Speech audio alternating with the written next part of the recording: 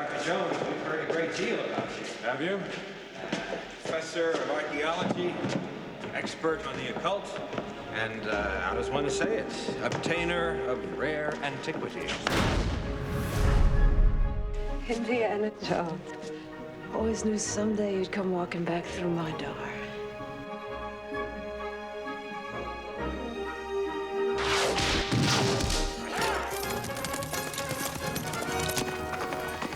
When I was done with Indiana Jones and the Last Crusade, there was a reason that I invented the shot of Harrison riding a horse into the sunset, because I thought that brought the curtain down on the trilogy, and then we were all going to move on and mature into other aspects of filmmaking, and I never thought I would ever see Indiana Jones again, which, by the way, in a sweet, nostalgic way, was fine with me at the time.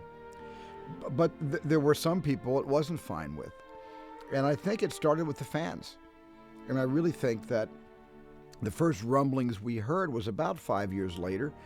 And I was off, doing a publicity tour on a movie I had directed. But I just remember people asking me, when are you making the next Indiana Jones?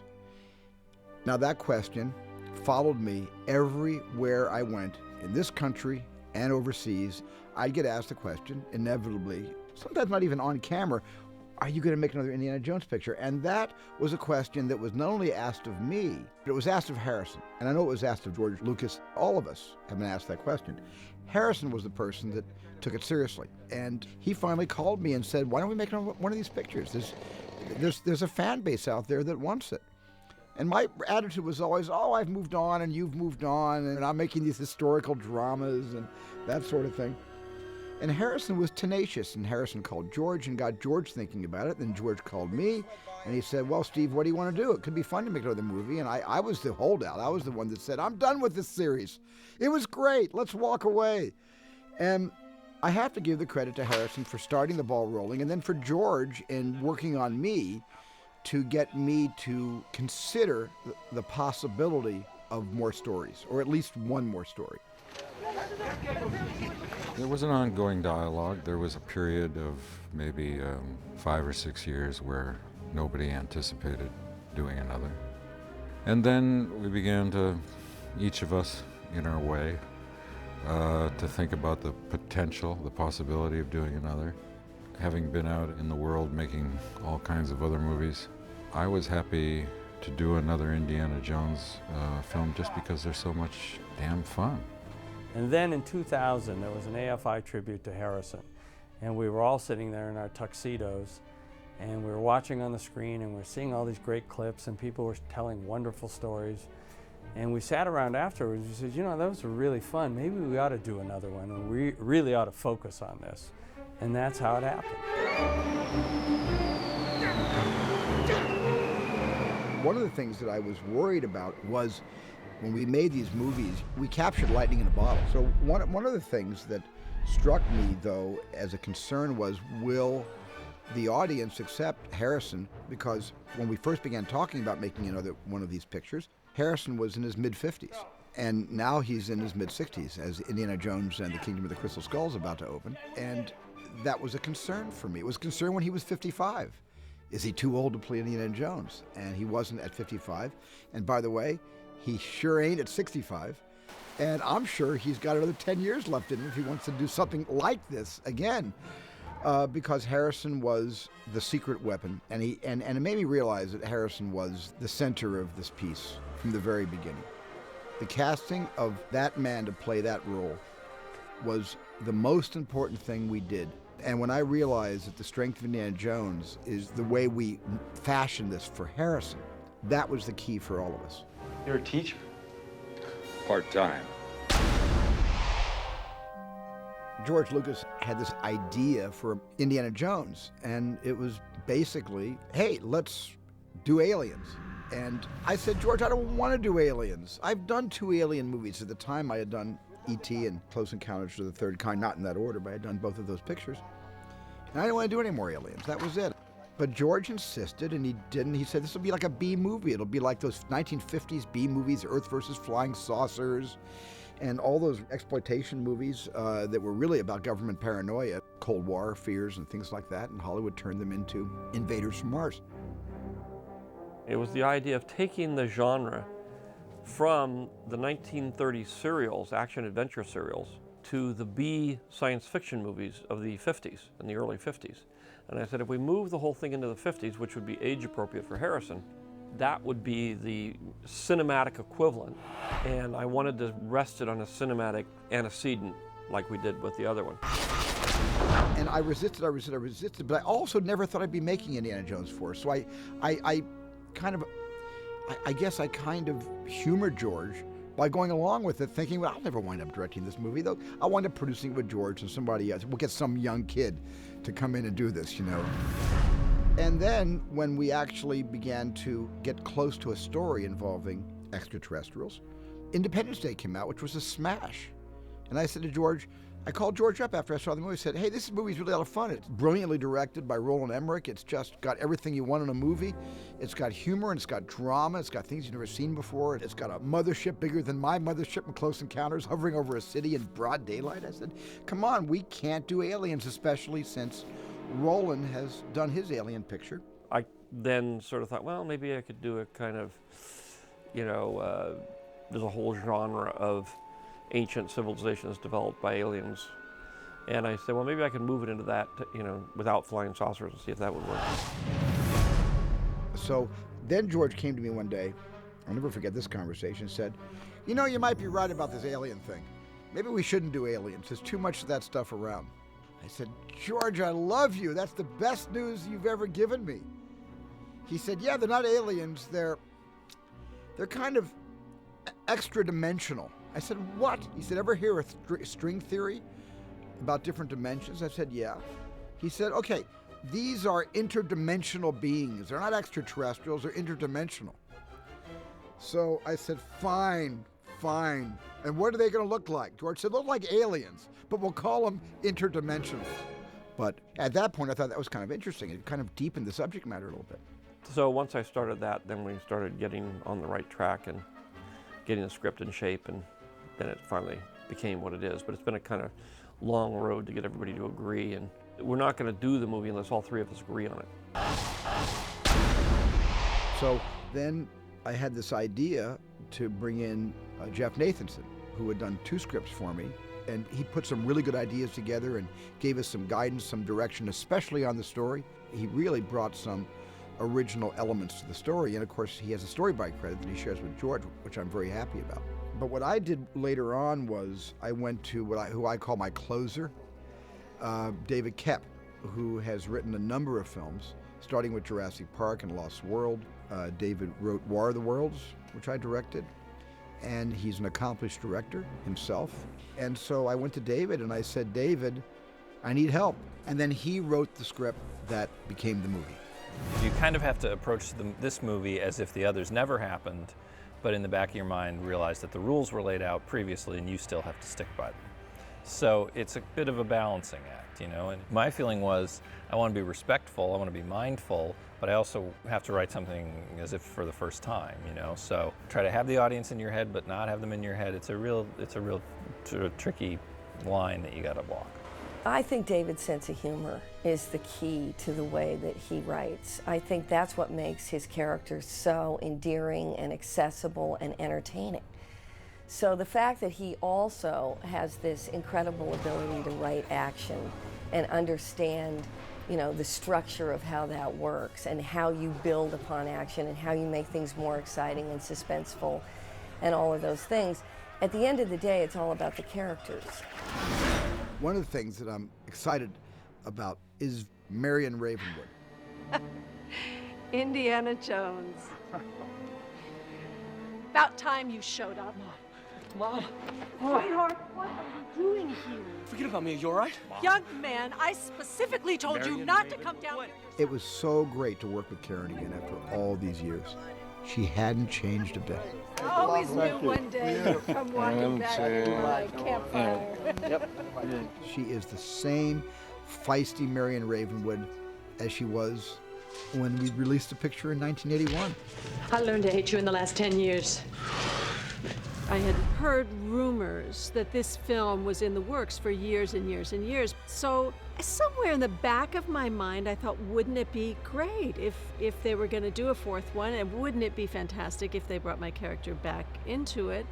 But I can't say that I really, believed that that was going to happen. So I'm just, actually I was at my studio one day and the telephone rings and I pick it up and I hear somebody on the phone going, "I've got Steven Spielberg on the line for you." And he said, "I guess you know why I'm calling." And I said, "No, I don't." And he said, "What? Haven't you been watching television? Have you been reading the papers?" And I said, "No." And he said, "We've just announced we're making the next one, and your character, you're going to be in it. We really want you to be in it." And I had sort of imagined maybe it would be a wonderful little cameo or something. But he told me how, what a major role he wanted my character and me to play in the film. And when I read the script, honestly, I was just like very, very moved by it, by, what they had done with the character and the wonderful kind of repartee between them as they sort of, mend fences and sort of realize that they still love each other. And yeah, I just thought it was beautiful. Honey, you gotta stop. We're gonna go off the cliff. That's the idea. Bad idea. Give me the wheel. Trust me. Marion remains as independent and strong as she ever was. Dad, you never wrote any of that in the Marion letters? What was it? Ravenwood is your mother. For God's sake, Indy, it's not that hard. And a lot of the comic fodder comes out of their relationship, and also out of the process of the revelation of his fatherhood. He's a good kid, Marion. You should get off his back about school. Mutt, Not everybody's cut out for it. His name is Henry. Henry, good name. He's your son. My son. In the beginning, it was a daughter he didn't know about. And I thought that'd be a great thing. Stephen actually didn't like that idea. And so David revisited the idea again as a son. And then this time we approached him with it. He sort of said, "Okay." My name's Mutt Williams. Mutt? What kind of name is that? That's the one I picked. You got a problem with it? In the beginning, it was approached kind of as he was a nerd. He's kind of a straight-laced kid that wore suits and things. And then later on, we decided that that isn't really the way it should work. It should work that he's the wild kid, which is what Indy was to his father. Dad! Oh. It's important. Wait. No, Dad, you listen. Junior! So just like he was to his father, that's kind of going off and doing all the wrong things and disobeying and doing all this stuff. Now Indy's faced with the same mess. Get on, Gramps! The curse returns in the form of his son. So what are you, like 80? I always like the fact that his name's Mutt, and his father figures were kind of being switched in and out of his life. And so now you got a kid who never really had a stable father, who had a mother who lived a really intense life, never really had a normal upbringing. He's kind of lost. The way Stephen always explained it to me was like man boy, where you got this person who on the outside is trying to present himself as something that he's really not. I'm a man, so look at this knife, look at this bike. I'm a man, look at it, And it's never that simple. I'm ready. Don't give these pigs a thing. Clearly, I've chosen the wrong pressure point. Perhaps I can find a more sensitive one. Приведите женщину! We couldn't do Nazis again, and I wouldn't have done that anyway. But because of the 50s, the other thing about the 50s was the Cold War, and the Red Menace, as it used to be known in America, and the threat of nuclear annihilation, nuclear intimidation. That was something that was in the headlines every single day, and so the Russians got the job. Russians. This ain't gonna be easy. Not as easy as it used to be. The skull was stolen from Akator in the 15th century. Whoever returns it to the City Temple will gain control over its powers. I've heard that bedtime story before. What the Indiana Jones movies have always done really well is play with existing mythology and bend it to their storytelling purposes, So everything in it is drawn from real mythology. There may be hundreds of skulls at Akator, perhaps thousands. Whoever finds them will control the greatest natural force the world has ever known. Power over the mind of man. There are crystal skulls, and there are large groups of people that believe all these things. So, could be true, could be not, we don't know. But the closer you can stick to real legends, the better the movie's going to work, I think. A mind weapon. A new frontier of psychic warfare. That was Stalin's dream. There was a lot of history about the Russians having a big program about mind control, ESP. All of those disciplines were researched to try to see if they could figure out other ways of having secret weapons. So that was very big in Russia, and we used that. Imagine, to peer across the world and know the enemy's secrets, to place our thoughts into the minds of your leaders. And the best part? You won't even know it's happening. Well, the original title on the original script was Indiana Jones and the Saucerman, and that's what I wanted it to be. And then it went from there to things even like Indiana Jones and the Attack of the Giant Ants. I said, hey, let's call this Indiana Jones and the yada yada of the Mysterians, until I realized, wait, we can't call it that. There was a movie called The Mysterians, so we had to give that up. I really, for a long time, thought the movie should be called Indiana Jones and the Son of Indiana Jones. That was my bright idea, but not really. David Koepp had written out 25 titles. George wrote out some, I wrote out some, and the three of us basically came to the conclusion that,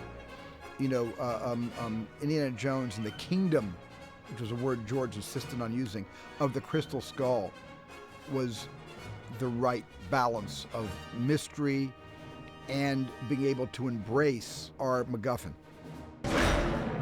But, all the traditions of Indiana Jones are back again. I wasn't trying to reinvent the wheel here. I wasn't trying to make this movie bigger or better. I wanted this to be a blood relative to the other three Raiders pictures. And I just think that we created Indiana Jones, but it belongs to the world. And now we're their custodians. And our job really is to serve up a huge helping of not only what Indiana Jones means to older people who grew up with it, but we need to reintroduce the character to those who didn't. And so those are my responsibilities.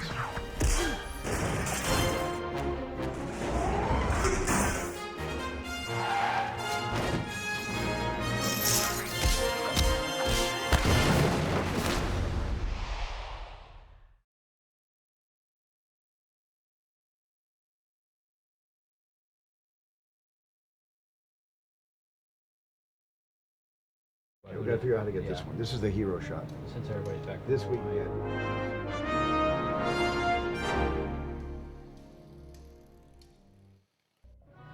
The bullet, when the gun hits, the bullet ricochets. Maybe hits this, goes right through, hits the metal, big spark. Maybe goes right through her legs, hits the metal with a big spark, and then everybody just kind of ducks. And that gives him the moment. We actually came on to Indiana Jones as some of the first people involved. Steven would sit down with us and he'd say, I've got an Area 51 environment, and I want this to be in South Nevada, and I've got a diner, and I've got these characters. I've got Mutt, Mac, Oxley, obviously Indy and Marion. And here are the bad guys, here are the good guys. But it was funny because even though we knew a lot about what was going on, I never really had access to the script or any grand plan until much later in the process. So it sort of unfolded in front of us, as sort of this mystical thing. Now we have to see it unrolling, though. He's got to fall out of frame. We've got to see the thing unrolling. Steven almost knows exactly what he wants right from the beginning and just tells you what it is. Look, bam. Bam, that's good. And I'll tell you something else I would do. I'd carry them in. I would pan them in. Instead of just holding on this, I'd pan them in, because remember, they're running. Yeah. They're running, so just take them down one of those aisles and just pan them into this frame. Steven would draw things for us, and Steven's drawings are very rudimentary, but the amazing part is that they all work.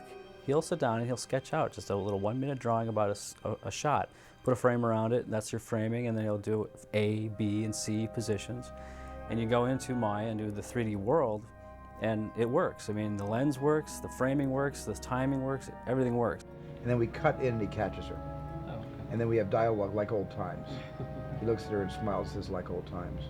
And then to have that transcribe into an actual 3D working shot is pretty incredible. And that's basically how the process works. But we don't have here, we don't have the geography of how this happened. So just have him stand up and get ready to time has jumped. Steven is definitely the focal point for the entire production. And through him, not only is our work important for Steven to help him flesh out his ideas, but then that work gets distilled and brought into all the different departments that cascade down from him. And they have this foundation and this start from which to, begin the process. Well, I said to my cameraman, Janusz Kaminski, let's not move Indiana Jones into a 21st century techno thriller. Indiana Jones has to stay traditional, and in order to do that, let's not change the lighting style from what Douglas Slocum established on the first 3 adventures. And he was on board for that. We sat down at the screening room here at Amblin and we watched the previous 3 movies, and it was just amazing ride to see not just how the story progresses, but how the technology advances and how certain things became new, but yet there's a consistency in all the 3 stories, which is basically the visual representation of the story. It's very glamorous, it's very warm, it's very kind of high key, it's an action adventure, it's occasionally suspenseful and dark, but it's never too dark and it's never too bright. It's got this very specific Hollywood glossy look to the picture.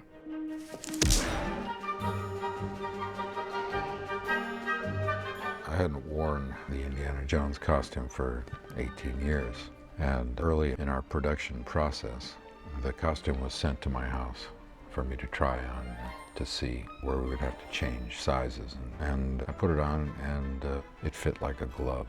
I felt really comfortable and ready to go. With the iconic look of Indiana Jones, there's no updating really, except if you go back to Indiana 1 and 2 and 3, you're going to see nuanced differences in his look. And I was under great pressure, for me, to try to duplicate an iconic picture, and I had to come up with the right stuff. And through referrals, I ended up with a guy named Stephen Delk in Mississippi, and he came up with the perfect hat, great hat body, heavyweight and everything. And so I said, are you up to making me 30 of them? Well, I'll certainly try. I got a few hats in, and we did a screen test on all of his new clothes. And the first thing Steven said when he saw the hat was, oh, great. He said, I lost sleep over thinking you would be able to come up with the hat, and I'm thrilled to death with the way the hats came out, and everybody seems to be happy with them. And the jackets, I found a guy named Tony Novak, and he came up with the greatest jacket. Everything was to perfection. And again, one of the sweetest guys. I said, now, can you do 30 of them? Yeah, I can do whatever you want. He brought me samples, and we picked out a sample of what color we wanted, and we did a few extra oversized in case we had to have extra padding. And he did a wonderful, wonderful job. The hat is great, the whip is great. Harrison looks great in the hat with the jacket holding the whip. You could take a still from each of the 4 movies of him in the hat and the coat, a full shot. And I don't think he'd be able to figure out which one was which, because he looks just like he did in all the other movies. Isn't that great? Something like this is what we need to release first. Okay. We start releasing what Harrison looks like in the costume. Mutt enters Indiana Jones' life on a Harley Davidson, just like Marlon Brando in The Wild One. We even gave him a little bit of the Brando motorcycle hat. He comes out of a cloud of steam from a train about to leave the station. And I had no second choice for Mutt. When I saw Shia in Holes with my kids years ago, the Disney film, I actually said, he'd be great in an Indiana Jones movie. And DreamWorks put him in with DJ Caruso, the director of Disturbia, and later encouraged Michael Bay to use him in Transformers. I sent George Lucas dailies from Disturbia. George saw the dailies, loved Shia, and said, go ahead and cast him. Literally the direction, the preparation that I got from Steven was, welcome to Indiana Jones. He wrote a little note on my script that said, okay, now it's time to transform yourself into Mutt, signed Steven. And he gave me 3 movies. He gave me Blackboard Jungle, Rebel Without a Cause, and The Wild One. There was just some films that I thought would inform him of the period that we were making our film in, not trying to imitate that movie.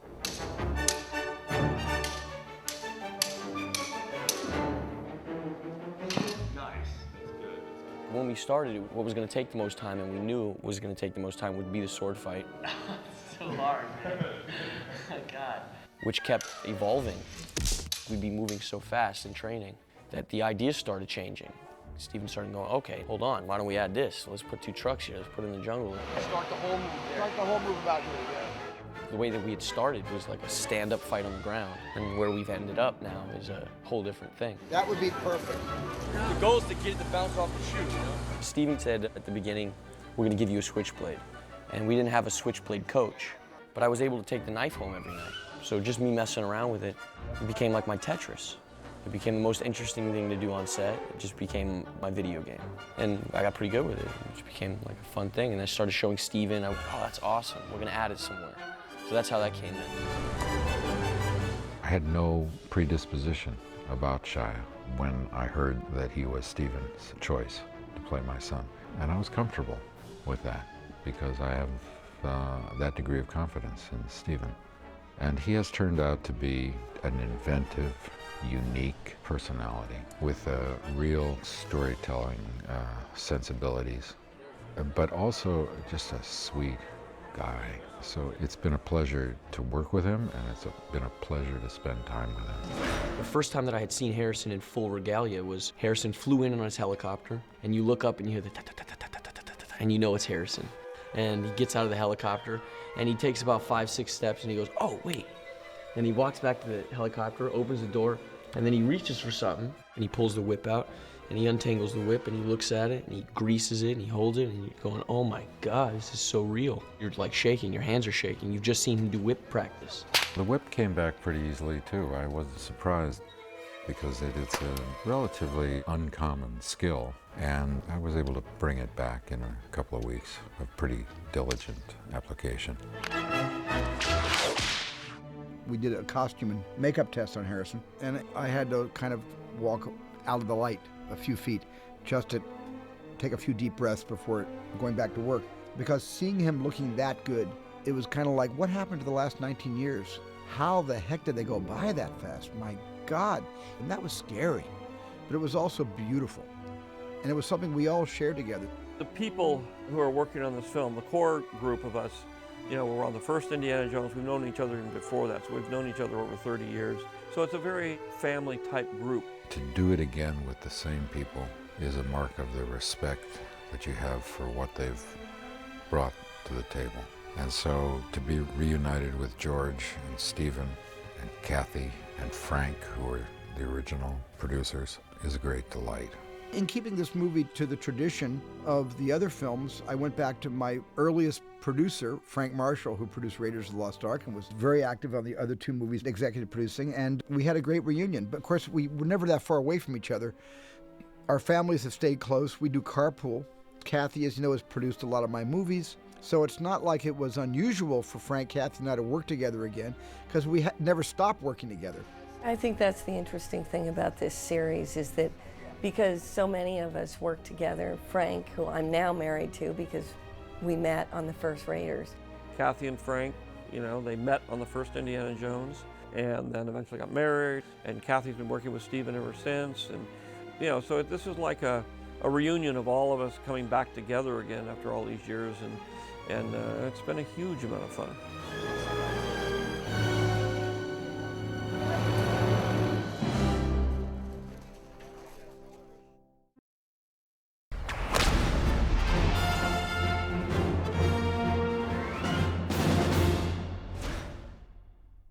Steven really wanted this movie to be a surprise for the audience when they got to the movie theater. So it had to be kind of a secret. We had to do everything very carefully so the surprises didn't get out. So we had to name it another name, and Steven chose the name Genre. So we went around the whole time being called Genre, not Indiana Jones and the Kingdom of the Crystal Skull. This is sunrise on the first morning in New Mexico. Good morning, Steven. How you feeling on our first day? I haven't quit the movie yet, but I may quit before the end of the day. I'll get a younger, brighter director to come over and take over. It's a fine replacement, right? Here we are in Santa Fe, and here we go, caravanning our way to start shooting Indiana Jones 4. So here we are again, 18 years later. How time flies. No one's changed. We all look the same. But anyway, I'm really happy to be back on Indiana Jones. And, oh, I can't say the title. Okay. I just want to say, you know, break a leg, have a good shoot, do your best work. And here's looking at you kids. Once the production began, it was like I had just finished the last film 3 years ago, and we were typically on to the fourth adventure. It just like no time had passed at all. 3, 2, 1, moving out. Move out, guys, moving out.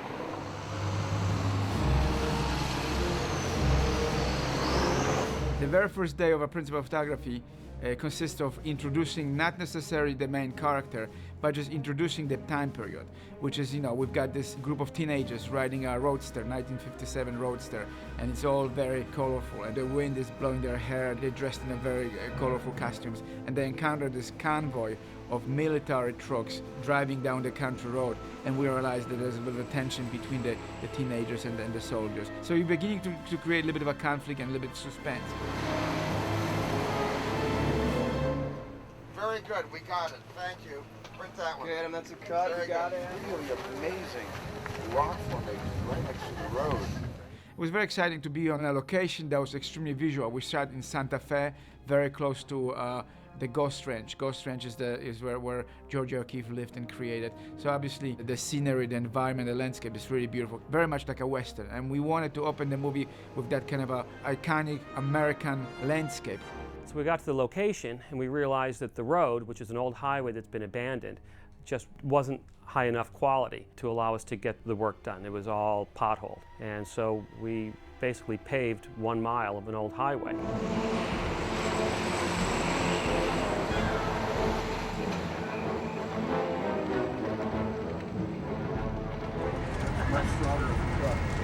Well, you also see the danger of it. Oh, that's fine. Good job, everybody. Okay, first day. Ahead of schedule. Under budget. 1 day down, 36 to go. That's for Hollywood. That is too much pressure on me. No. They say, hey, I can do it in 34.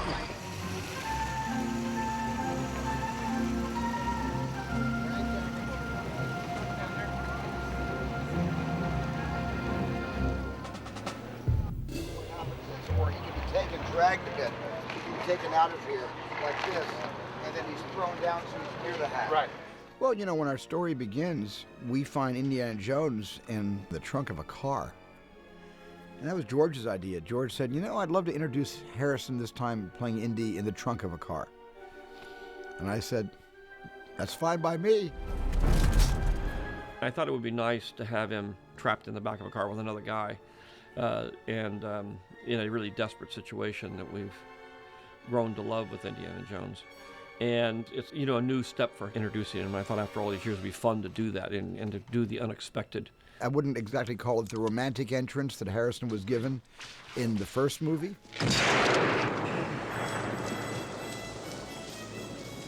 Or in the second movie when he came downstairs looking like Humphrey Bogart in Casablanca in the white tux. Or even in the third movie, which had a very good introduction, played by River Phoenix, where we got to see what Indiana Jones was like as a kid and how he became Indiana Jones.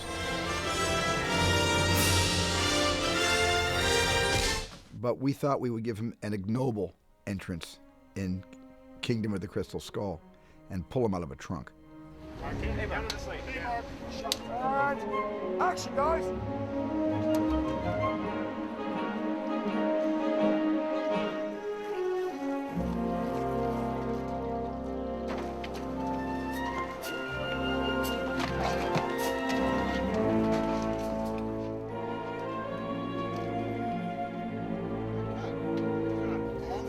Good. Steven had a really, really beautiful idea of reintroducing Harrison through means of creating Shadow of the Hat, which is a very iconic item of his wardrobe, which is really very much of a Steven Spielberg way of reintroducing or introducing characters. It's funny, it's suspenseful, but also it's straight to the point. Anywhere. And action.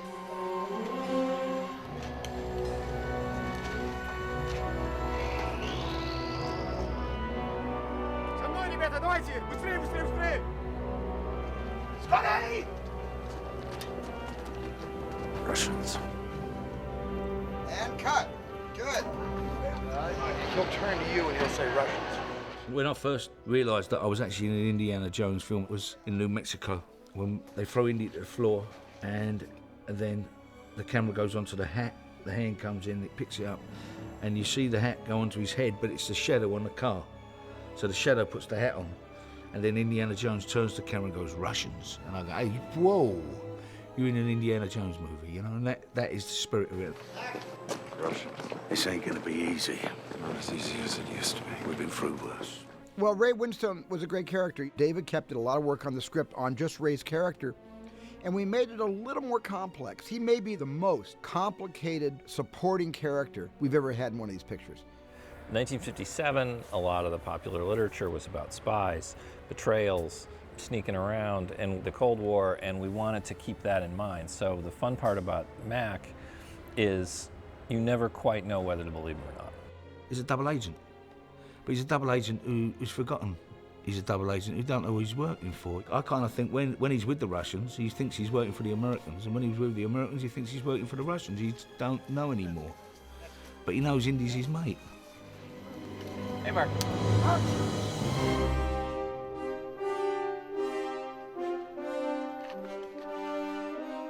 We needed to get a really good villain, and we made the choice to go with a woman. And then once we did that, then it was a matter who would be the very best person to create a really strong villainous character. When Kate read the script, she immediately knew what Spalko should look like, and so that was the character. I had a look at yearbooks of people's high school photos in the 50s, and I found a couple of pictures, one of a Russian girl and one of an American girl with an incredibly short fringe, and I just thought that really emphasized the eyes, so that's in the end what we went with. Spalko was inspired by Marlene Dietrich, just somebody with a lot of charisma and a certain amount of edginess and toughness to her, and just thought it would be appropriate for her to be in pants the whole movie. I'd never actually met Harrison before the first day of shooting, and so it seemed perfectly right that the first time I should meet him, he would be in costume. Director friends of mine who have worked with her said, don't be surprised if she disappears into this character, and they were absolutely right. The minute I would say action, bang, she was Irina. We will do this old-fashioned way. You will tell us. You will help us find what we seek. Готово, товарищ полковник. Давай!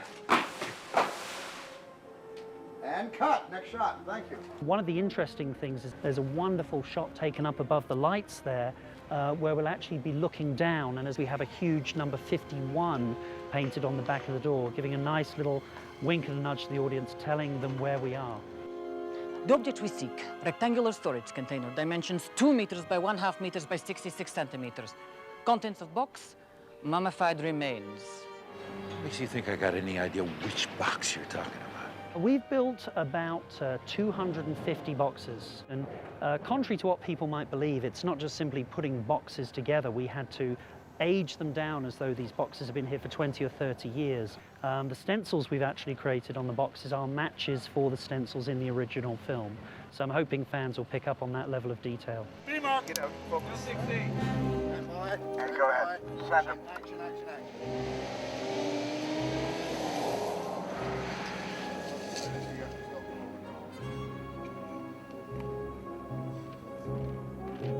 Perfect, cut. Good job, everybody. Good job. Good day, everybody. Today's call was 3 a.m. We're out here in the dark, and now we're getting a sunrise shot. The beautiful sky, and Indy just coming over the hill here to see what we're calling Doomtown.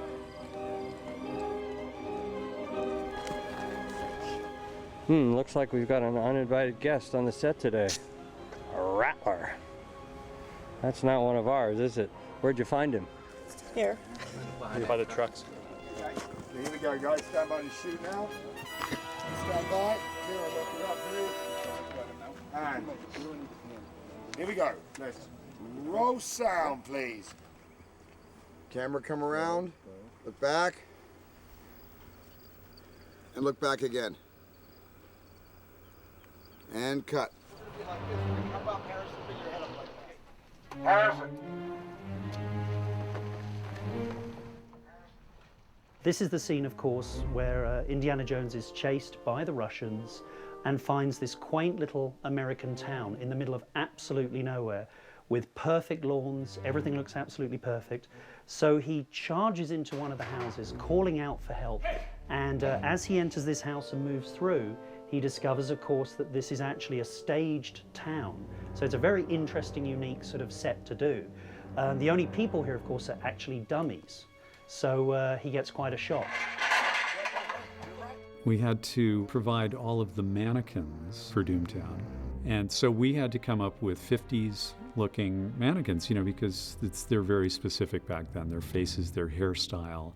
And we found a number of companies that still had some vintage mannequins, and one company in particular that sort of specialized in that. Off to the side here, you'll see we've got some period vehicles. They're all going to be brought in and put into the various driveways here. And actually, this will become quite a busy street in a really sort of weird fashion. I think the fact that it is actually supposed to look a little theatrical, it is actually supposed to be a heightened reality. Everything is a very bright color here, set against this beautiful blue sky, and the sort of weather we get out here only makes it even better, more effective.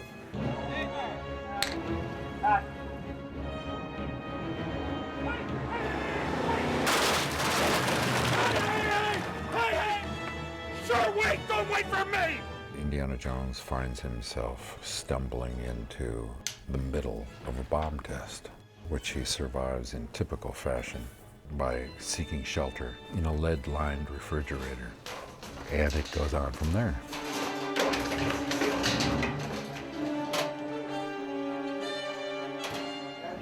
When he lands and comes out of the fridge, it had to be this charred, horrible, distressed piece of metal.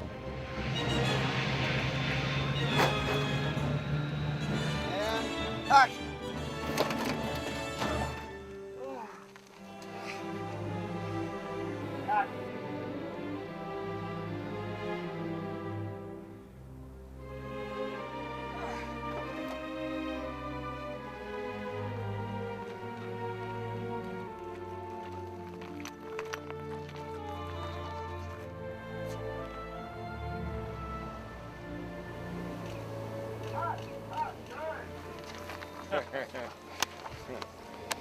Thank you. Okay. Some other time. How about the day after tomorrow? Oh, okay. Crew, everybody local and foreign, and those who are not going on with us, thanks for helping us make the picture here, and those who are, thank you for helping us make the picture here. We'll see you in New Haven. Thank you very much. You guys worked really hard.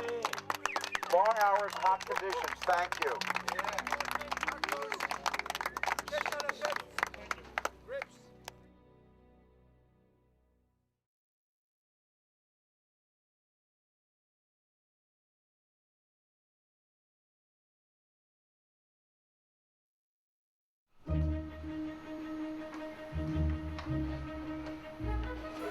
That'll be nice because we'll be able to be back here with all this, and we'll see them arguing out the door. As tradition dictates, we find Dr. Jones teaching a class in archaeology, and along comes the dean of the school, sadly not Marcus Brody, who has passed on, but the new dean, who interrupts the class the same way Marcus Brody used to always stand there right by the door waiting for the class to end, and pulls Indy out and takes him into the hallway and basically tells him that he's been fired from the university. What? Cut! Print! Beautiful! We got it. You know, Jim Broadbent, I'm such a fan of Jim Broadbent. He's a great actor, and I was always just wanting to work with him. I've just always had an appetite to work with Jim. And I also needed somebody to be able to step into the shoes of Marcus Brody, someone with a soulfulness, but a sense of comic timing. But Jim brings very sad, heavy news that the government has begun an investigation into Indiana Jones's loyalty in this very paranoid period of McCarthyism. My first bit of filming was at Yale, which is wonderful because I'd never been there, and just being there, it sets the whole tone for the character, for the relationships. I mean, it's all there. We're shooting here at Yale University. It's kind of special to me because 25 years ago or so, we decided to call the college that Indiana Jones teaches at Marshall College. We're not real sure why it's called Marshall College. Actually, I am the dean of Marshall College, and I'm still developing sort of a history and a tradition and all the things that go along with having a wonderful university. If you want to enroll, just let me know. I can probably pull some strings and get you in.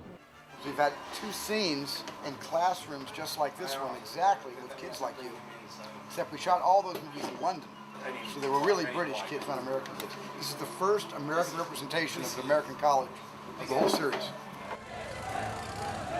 The thing that Yale gave us is a fantastic downtown area immediately adjacent to the university. So we could conduct the chase from the university to the streets, to the university to the streets, back and forth relatively easily. And the other good thing is that there were really no major offensive buildings on that main street. When trying to be accurate to the way the costumes and the hair and the makeup should look, I would rather use Life magazine, which I did, because that's the truth of the 50s.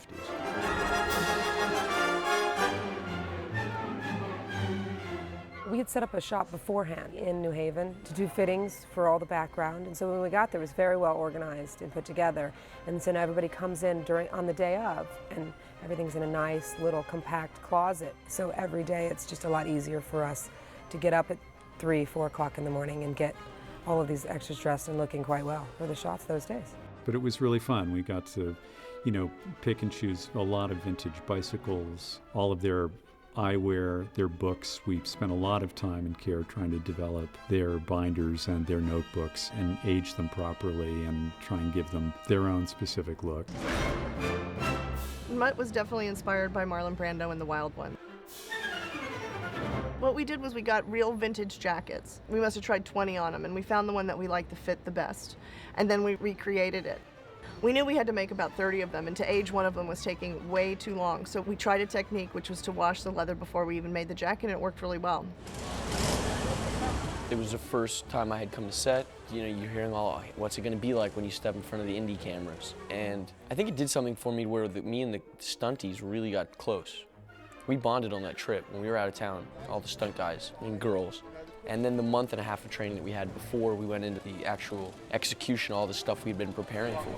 And so it's just our boys in the front, right? Our boys in the front. Well, I knew Gary Powell because he was one of my best stuntmen on Saving Private Ryan. So I spent a long time with Gary, blowing him up every couple of days. He'd go flying into the air, and land on his head. And he would always get up for take 2. And I really liked him. But then when I saw Casino Royale, I simply said to Frank Marshall, my producer, Frank, get me the guy that did the stunts for Casino Royale. That guy was amazing. And it turned out to be Gary Powell, who I had already worked with. Well, when I read the script and I see there was some bike chase in it, one of the guys I actually worked with in my team, Lee Morrison, is unbelievable on a motorbike, which was lucky he was coming here anyway, so he was my natural choice to double shire on the motorbike. I showed Stephen a variety of motorcycles, and he really loved the bobber style motorcycle of the 50s. And so it evolved a little bit further. We started off on a smaller bike for Shai, and we just done a couple of days on this smaller bike. Yes, he's fine. And then we put him on the Harley Davidson, which is 600 pound. It's a very heavy bike. So even if you get off balance, genuinely you're going to the floor because it is just so heavy. So we had 6 weeks where we was with him every day, and it was just basically putting through the paces of each scene that we knew was coming up on the bike chase to get him to do as much as possible.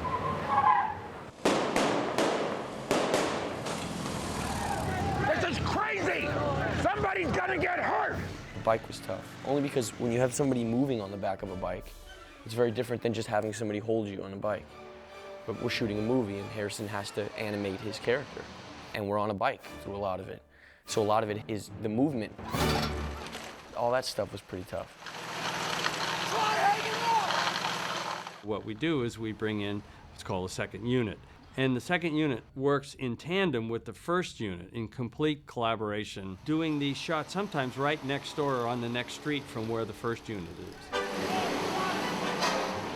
We've got 2 units running in New Haven. Stephen's obviously concentrating on the actors and the storytelling of it. Dan Bradley's obviously concentrating on the action and pretty much destroying New Haven as much as he can. So, I sort of go between the 2 units.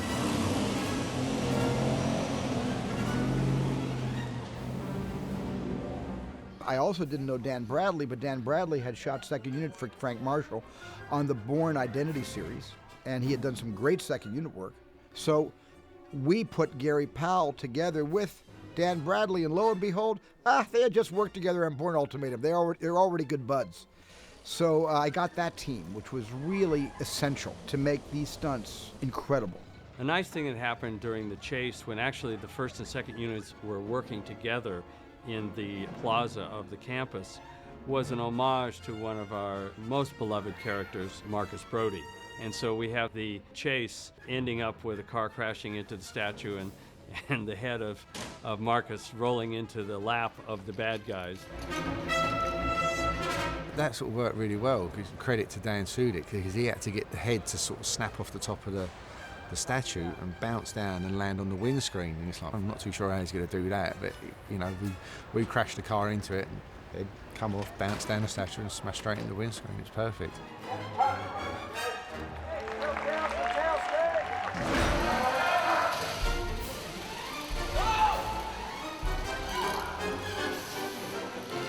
The hall that was used for the chase was in fact a dining hall, and we had to remove all of the dining equipment and chairs and tables, and then redress that space with our sort of library reading hall set. We also protected the floor with our own special covering so that the motorbike didn't scrape any of the floor away and damage the floor. We had a lot of extras in there, and we had a lot of stunt people in there, and so it was challenging getting the bike to lay down, which Lee did, which was great.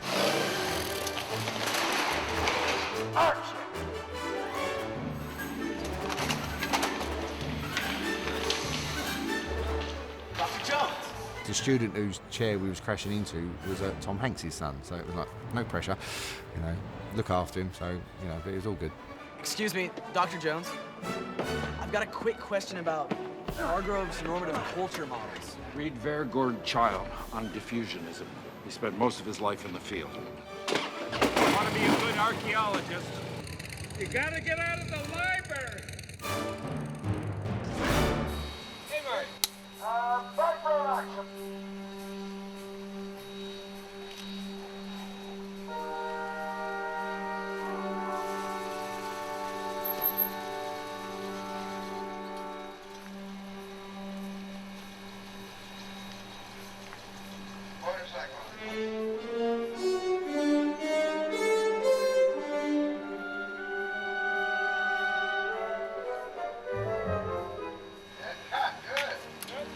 This is a train museum up in Essex, Connecticut, and the great thing is that they actually keep them so they're running. You don't find that very often.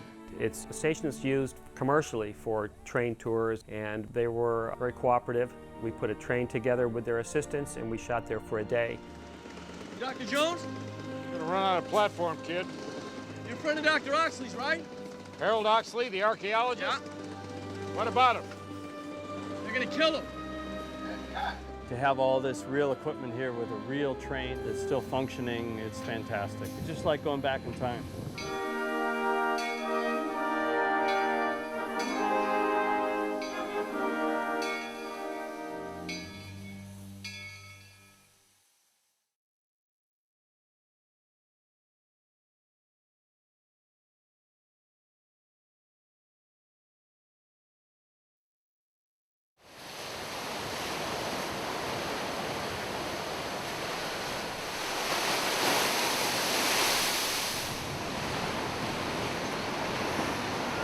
We shot in Hawaii, on the North Shore of the Big Island, doubling for the jungles of Peru. Is it funnier if she says get down and she goes down and we all get down and we cover the rest? Let's try that. Let me see what that feels like. Get down! Get down! Well, that's good. That's good. That's nice. That's funny. That's funny.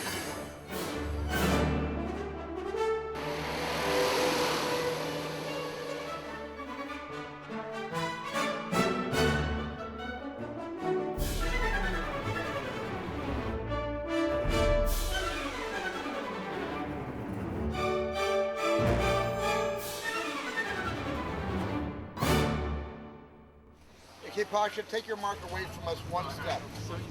One step. Right there, that's good. I was fortunate to have great location managers which is a very hard job. These are unsung heroes who have to secure the locations, often against great odds. And it was just a tremendous effort on everybody's part, and there were hundreds of people involved, moving this gigantic army from place to place.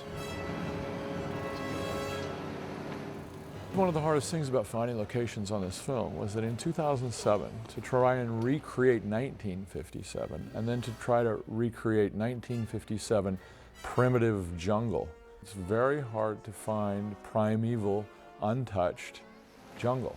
We had searched Mexico, Guatemala, Central America, Puerto Rico. We had looked all over for this. And then we decided to look again in Hawaii. It had early on been rejected, but we looked again in Hawaii. We knew that for the jungle chase, that we had to find a long road where we could run these vehicles. The location we found in Hawaii was fantastic. It's 16,000 acres, it's private, it's relatively easy to control, and it had a mile-long road through some incredible jungle. So the property owners granted us the ability to cut some roads adjacent to the main road so we could do our chase and run vehicles back and forth. And it was as close to being on a back lot as you could find.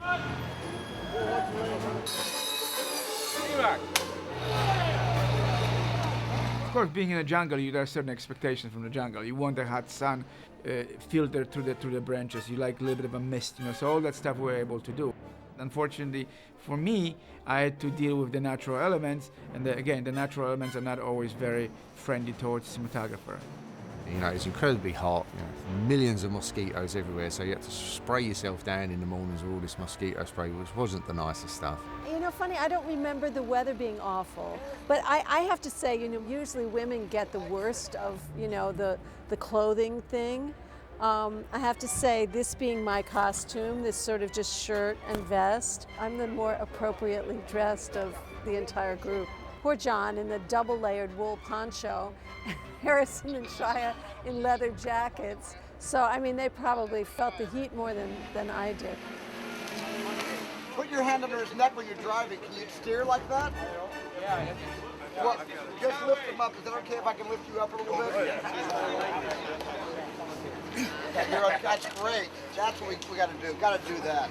Steve wanted this specific fight on these moving vehicles, so we had to sort of choreograph it, and it's over 3 vehicles, so it's not like it's just 2 vehicles driving alongside each other. They're actually zigzagging through a jungle. There's trees going past and branches and all sorts of obstacles that are getting in their way. The road's uneven, so it's bumpy and all that. So it's it's a lot of choreography involved. Come over, fully look round, right. There. You know what I mean? And if you have to do anything, just give him a up and then go into it.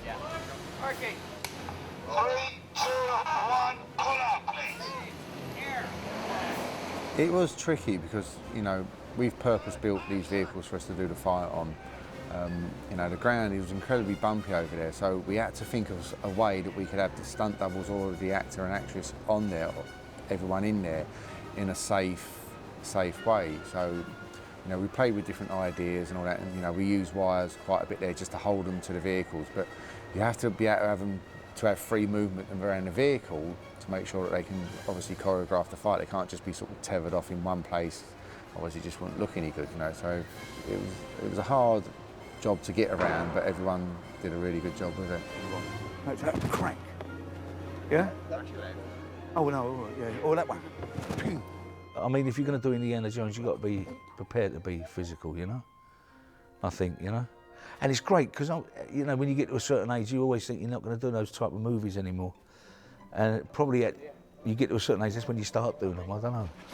But that's been fun. All right.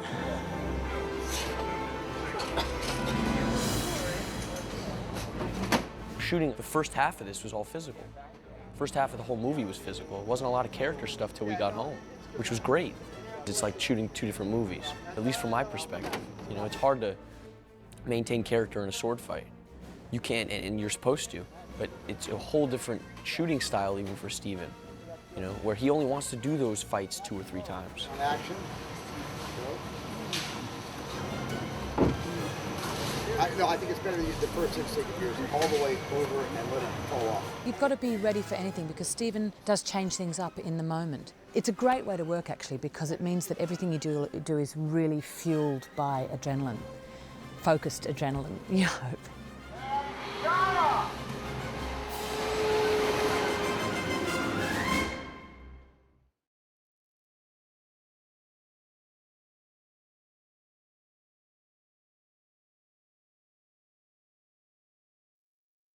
We're back from Hilo and we're here in LA, and we're about to start our soundstage shooting. We've finished all the location shooting and I'm about to take off now to get that started.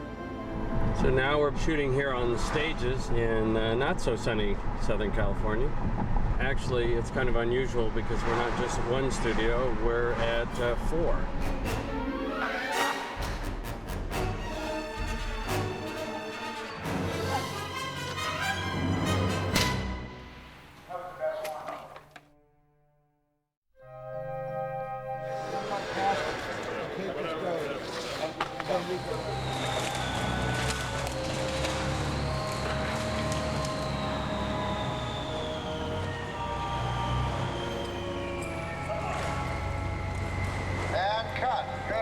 I think the beginning of all these movies is like the end of most conventional action movies.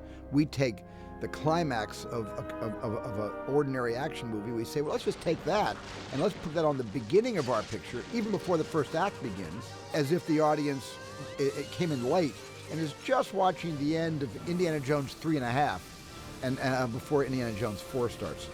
The difference, I think, in 4 is we establish a couple of characters, so we take our time in establishing them at the very beginning, but right after that it moves into that kind of 6th gear.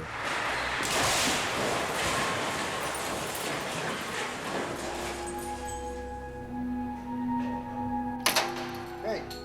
It starts with some Russians trying to steal some top secret information from Area 51, and it gets into a giant action set piece.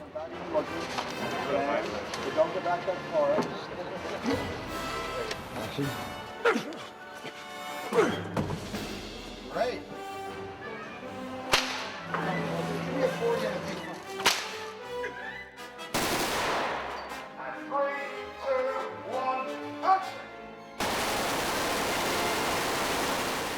In the 18 years that have passed, there have been great advances in both capacity and safety in the area of physical action stunts.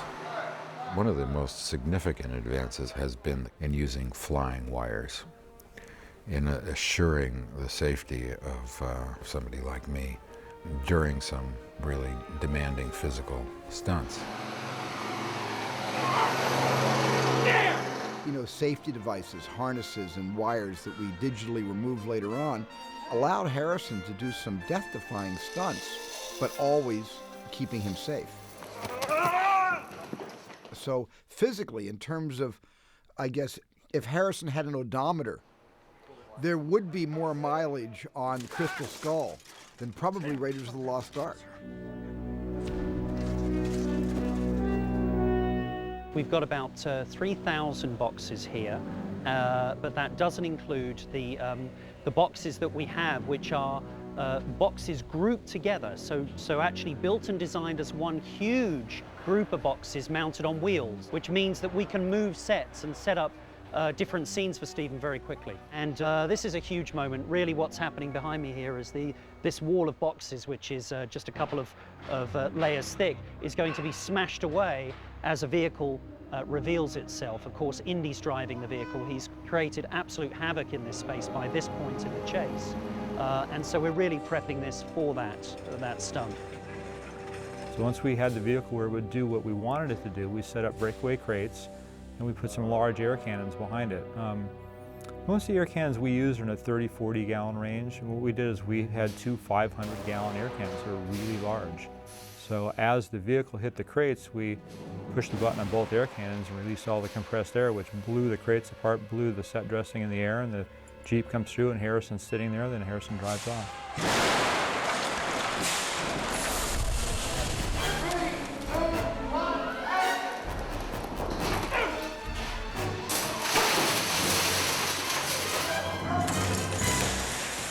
This is a fictional space that is below Area 51. So really the whole place is based on fantasy. We've used a lot of classic sort of architectural shapes that you would expect to see underground, but essentially it is a sort of a utilitarian space. It's not supposed to be a glamorous space. Set and action! Indy and Dovchenko start a big fight in there. They pretty much smash up the control room and you end up on this rocket sled. Before the movie, Steven told me this character is very strong and, you know, it's a lot of physical activities. So when we talked before the movie, he said, well, I think you can handle. I said, of course I can handle what he told. Well, and actually I am handling, you know, pretty good, what I think.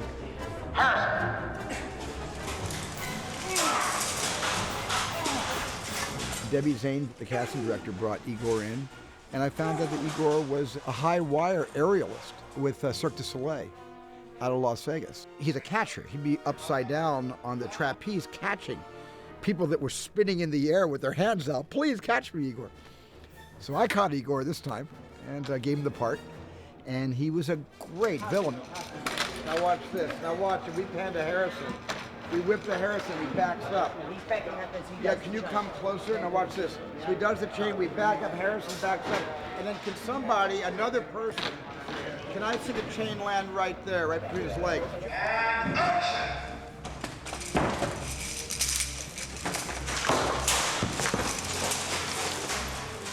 Harrison's been doing a great job. I mean, he's been physically fit, and he is doing most of his own stunts. So, you know, he's not completely crazy, but at the same time, almost all of it he's doing himself, and I'm just glad I'm not doing it. And action! Harrison is a really tough cookie, honestly. You know, I was surprised. I'm not surprised anymore, but I was in the beginning. How he can handle it and how he doing it, and you know, all those fights, you know, he takes so well. He goes, "What are you doing?" Igor, you punch like a girl. Go ahead. So I deliver. Trust me, I deliver. Really, I was there, but he's tough. Well, we weren't punching each other for real. But the film's very physical. The fights are really well choreographed, really, I think, interesting on a character level as well. Set for hot. 3, 2, 1, action! Light and blood! Well, Dan Sudik built the rocket sled. It does, fire off down the track pretty quick. But again, it's incredibly safe, but it looks dangerous, which is the best way to do it,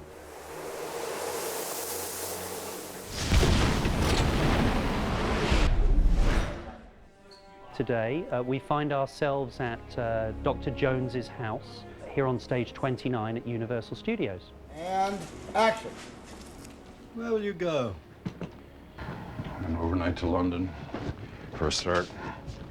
To begin with, conceptually, we wanted to choose an interior that was different to the first film.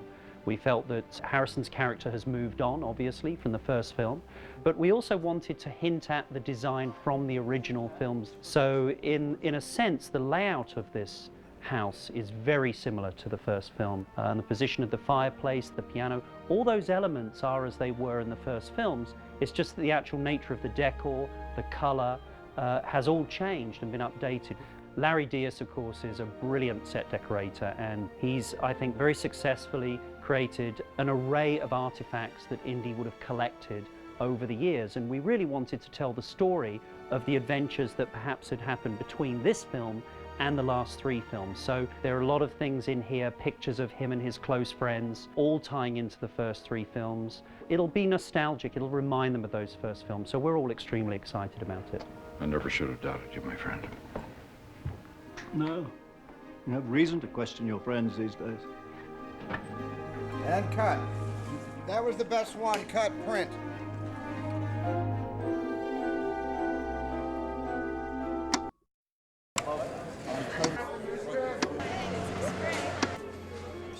And action! So she could bring it to me and I could translate. Why? Get on, Gramps! good timing. One more time. Today we're here at Paramount Studios. We've got a lot of beautiful period cars here and motorcycles. And we're shooting a diner, so we've created an authentic diner behind. This is where Mutt and Indy uncover the adventure that they're about to partake in. This diner is called Arnie's, which we've named after Stephen's father. So that was a nice little touch. Hit him, Joe College. Hit him hard. Now go ahead. Over his shoulder. Shia was the one character that I would say that they wanted an extremely specific look. And I think because his character represents the youth of America then and today, they wanted him to be hip and a bit of a bad boy. And so we sort of went with a sort of greaser look, pompadourish. And, you know, it takes a bit of work to recreate that. You know, for me, the 50s was emblematic of music, of the very beginning of rock and roll. You know, bright young faces that Norman Rockwell loved to paint. And I wanted to evoke that era that I have really strong and fond memories of. Get that greaser! Got him. One more time. Straight, stand by, and action. Get that greaser! Get right on!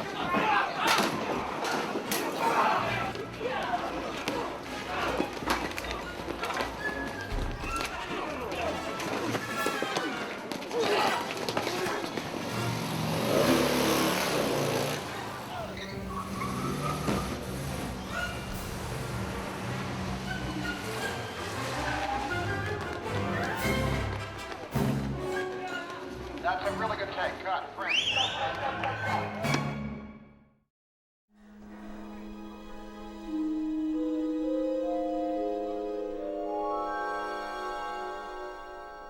We're at Universal Studios and we're here on stage 27, and behind me is the exterior for the Churchilla Cemetery.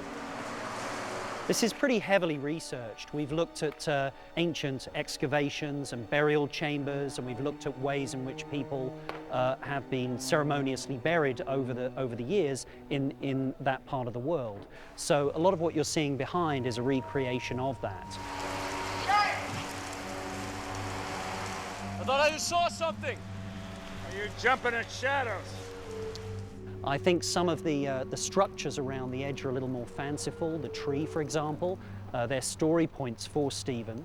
Our characters get attacked in this set, so we've had to create some sort of verticality at the sides to enable these bad guys to hide and jump out on our heroes.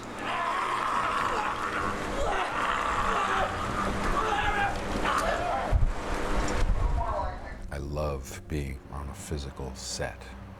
And Guy Dias has given us extraordinary sets, the like of which I have, in 40 years of doing this, I have never seen. The detail, the interest that those sets have absolutely blows my mind. Good, very good. And he goes. Go. 3, 2, 1, action! Go. Action!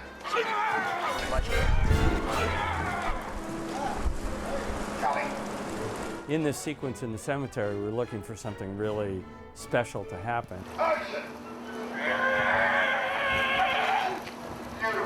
And so we had two amazing stuntmen, Ernie Reyes Jr. and Nito Lariosa. Like that jump? Two amazing stuntmen who were able to choreograph this amazing fight sequence between Indy and Mutt and themselves. It comes up, right there, and right in the lens like that. Bang, that's the frame. That's human.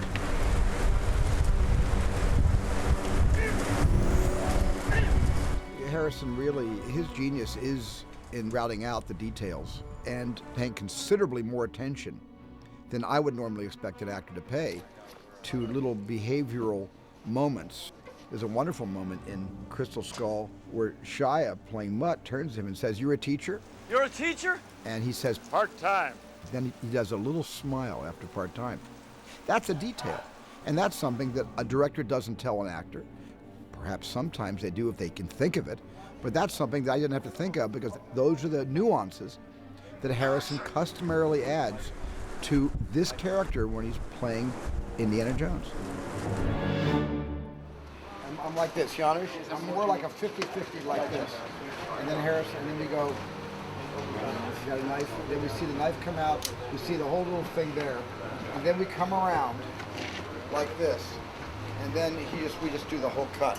This is the climactic scene in the Churchilla Cemetery where Indy and Mutt finally discover this amazing chamber filled with these very strange beings all wrapped in this foil. There are 7 of them, and at the very end will be the most famous of all these Spanish conquistadors who was in search of El Dorado, you know, the city of gold, and he never found it. It's him. It's Oriana himself. Hey, Mark. There's these mummified looking sarcophaguses that these conquistadors are in, and they were of a really interesting design. The sarcophagus was originally supposed to be a chrome finish. So the ones that we made and we were taking down to set were this chrome finish. And then I think when Steven saw them in the set, he changed his mind. And so a couple of days before we shot, we had to turn them all from these bright, shiny chrome sarcophagus to more of these mummy-wrapped, sort of, you know, an organic-looking sarcophagus.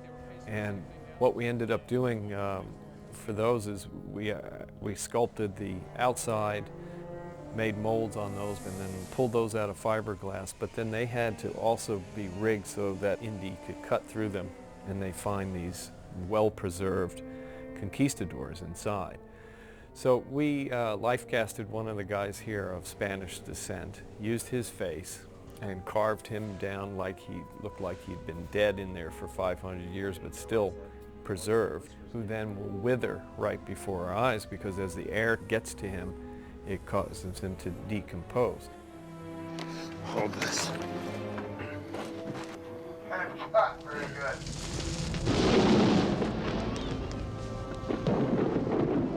You're saying perhaps I can find, take a few steps here, perhaps I can find a more, and just come back up. Come back to the old mark? Back maybe to the old mark. We'll see what that looks like. This is the scene where Mutt and Indy are kidnapped and brought to the Russian military camp in the middle of the Amazon. And obviously we couldn't go down to the Amazon to shoot this. So we've converted this stage into a simulated part of the rainforest. We've used about 8 tons of mulch. We have about a ton of leaves and sticks that we've put over the top of that as our ground cover. And we've surrounded the camp with about 60 or 70 trees, full-size trees. And behind that, of course, we have a large backing, which are basically scenically painted trees. But under low light, you really get the impression that you're in the depths of a jungle. Action. Through eyes at last I saw in tears. Ox, listen to me, pal. Your name is Harold Oxley. You were born in Leeds, England. You and I went to school together at the University of Chicago. And you were never this interesting. I always thought that the character, Professor Oxley, who has sort of gone over the bend, I said to George, you know who this could be? This could be like that great character in Robert Louis Stevenson's Treasure Island. It could be Ben Gunn, you know, the shipwrecked guy, you know, that has gone totally native with a scraggly beard, who runs around kind of like a feral beast in the jungle and doesn't have all his wits about him. Hey, yes, that sounds something I could get into. As it turned out, it's obviously no 2 parts are exactly the same, and this isn't a man who was just left on his own for that long. This is a man who became possessed of the spirit of the Uga tribe. So he spends most of the film completely possessed and under the influence of this, so which comes out as a kind of not there or madness or whatever, you know? To lay their just hands on that golden key that opens the palace of eternity. The palace of... He's from Milton. He said it before. Why? We're used to making people beautiful most of the time, or pretty, or young, or hip, or whatever. To make someone really look bad is a really difficult thing. because it goes against all your instincts. Oxley's backstory was he's a professor. He's dressed much like Indiana Jones is when he's teaching in a three-piece suit. And as he was there and as he became involved with the skull, he started to transform himself. He loses the jacket, he loses his vest, he still has his suspenders on, his pants are cut off, he gets a pair of Peruvian shoes, and then he buys, or maybe he steals, that Peruvian blanket. He is the divining rod that will lead us to Akator. But we need someone to interpret him for us. His mind, it seems, is quite weak. Let's hope yours is stronger. You know, there's a real family atmosphere that everybody is used to sort of being on, immediately on. So the focus on the set is, you know, fantastic. But there is a fluidity because all of a sudden he'll cut a page and introduce something else, or he'll say, I want you to say this in Russian. And thank goodness, you know, Igor and Pavel are on set because, you know, because how do you say get the bastards in Russian? And, you know, they'll throw it my way, which is great. So you just sort of go for it. Why are you so mad at me? How much time you got? Well, Dr. Jones, you will help us? Quick! A simple yes will do. Oh, Marion, you had to go and get yourself kidnapped. It's not like you did any better. Same old, same old. And cut. That's great. Play that one back, please. Stephen knows exactly what he wants, and he and Harrison know this genre like the backs of their hands. So, you know, he really does have a nose for when things are going too far, or also when you're not pushing it far enough. The mapmaker only sketched in a few lines.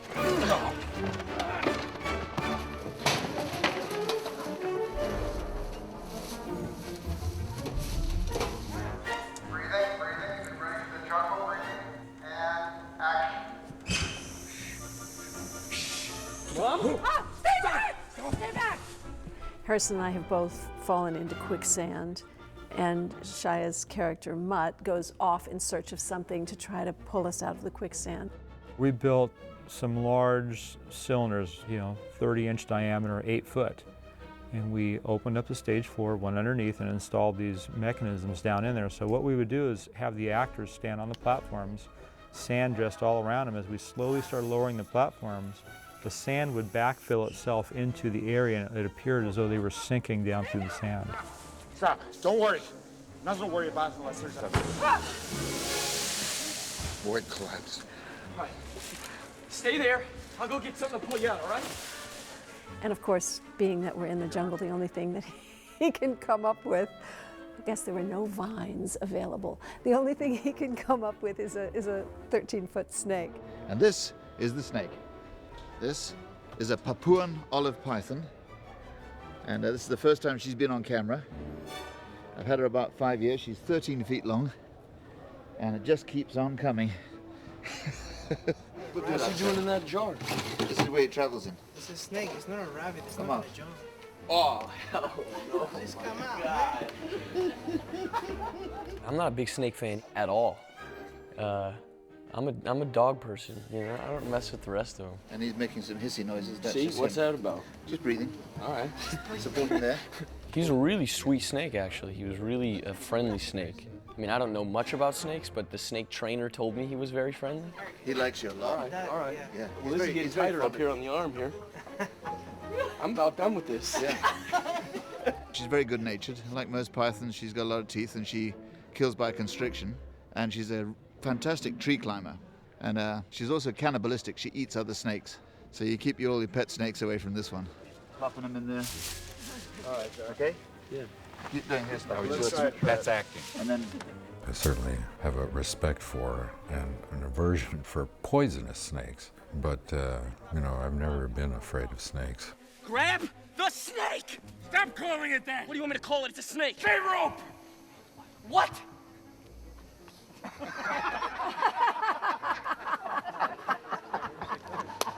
Cut! It's a monkey. Great. One more time, right away. Here we go. That's funny. The funniest thing about that whole thing was like Steven's behind the camera and he wants you to hit a mark with the snake's head. It's a live snake. And so he puts like an X in the sand. Like, all right, Shia, we're gonna film, put the camera right here, he's behind the camera. Put the snake right here. And you're going, oh, okay, that shouldn't be too tough until you turn around and the snake is all over the place. You can't control the snake's head. It's a heavy snake, it's about 50 pounds, and you turn around and you're trying to throw the snake onto the mark, but the snake is retracting and he's all over the place. And then you get Steven going, no, Shia, not over here, right here on the X. And you're like, it's not a piece of wood, Steven. It's a snake. This is gonna be tough to get it there. With a fast squeeze, it does an explosion. Slow squeeze, you get an ooze. Let me see a slow squeeze. Slow squeeze. Oh, that's great. Ooh. Let's mix it. Let's mix it. Okay, you got it. We have these very large fire ants that enter a big sequence in the movie, and I think those are going to be the probably one of the creepiest things. And ant. Hit it. Squeeze it. Look down at your feet. And cut. A couple of vehicles find themselves in a clearing, and the reason it's a clearing is this enormous ant colony has cleared the jungle in this area and turned it into essentially a wasteland, and our characters find themselves having a fight with Dovchenko right in the middle of this ant's nest.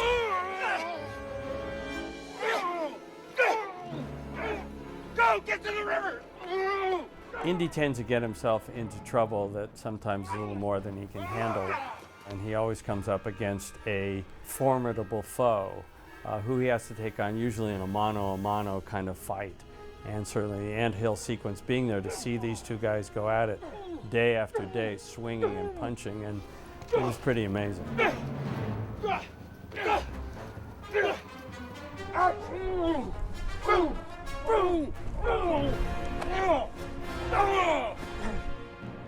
I looked at and saw how beat up he got in the other movies, and so I always stayed within those parameters, because there's like an indie universe that Steven's created that we all kind of worked within. You know, like in other movies we'd go bloodier, or you had tendency to get dirtier or more rumpled, and we always kind of stayed the fine indie line, you know? 3, 2, 1, action! And cut. Good. And when he looks at you, here's what he looks at. Make eye contact with him. Harris, take one step toward him. Take one step toward him, and he just goes. That's great. That's great with the fist bump. That's great.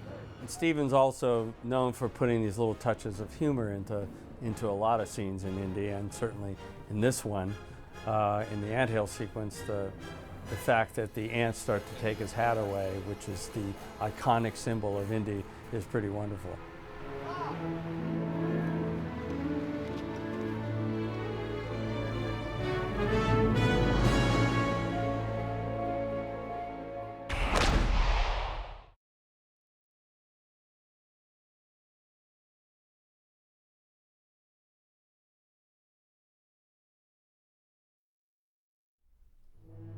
Well, you know, Akator is a place we made up. There is no such place as Akator.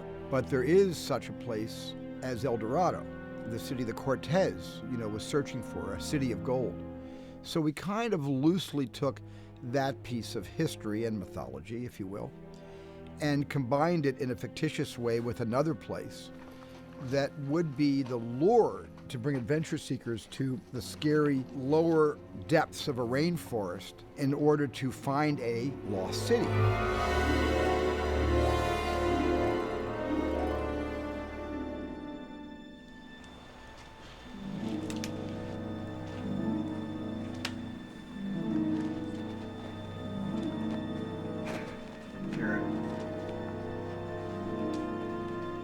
Large part of the movie takes place underground. So of course, again, you're dealing with certain logistics. How do you light a cave without any lights? And of course, they're carrying little torches and little flashlights, but that is not sufficient to create enough illumination to expose the film. So how can I make that smaller? The shadow? Just moving the light for about that. I understand. The reason I like the water effect on the walls and on people's faces is because there's a movement. It constantly moves across face, or constantly moves across the wall. It's constant light and shadows, and that's what I work with. I work with light and shadows. Are they the same? There were more. Look. This tunnel, which has these wonderful images on, leads to an enormous circular rotunda in which our main characters get attacked by the locals of this area. And they basically break out of the columns that surround the space and attack our characters as they make their way through the tunnels. But those panels themselves have all been made as very fragile breakaways, so we have to carry those things around very carefully because there's approximately 14 hours worth of work that's gone into each one of these panels, and one false move and they could break. So it's a very, very nerve-wracking time, but they'll be shooting that scene this afternoon.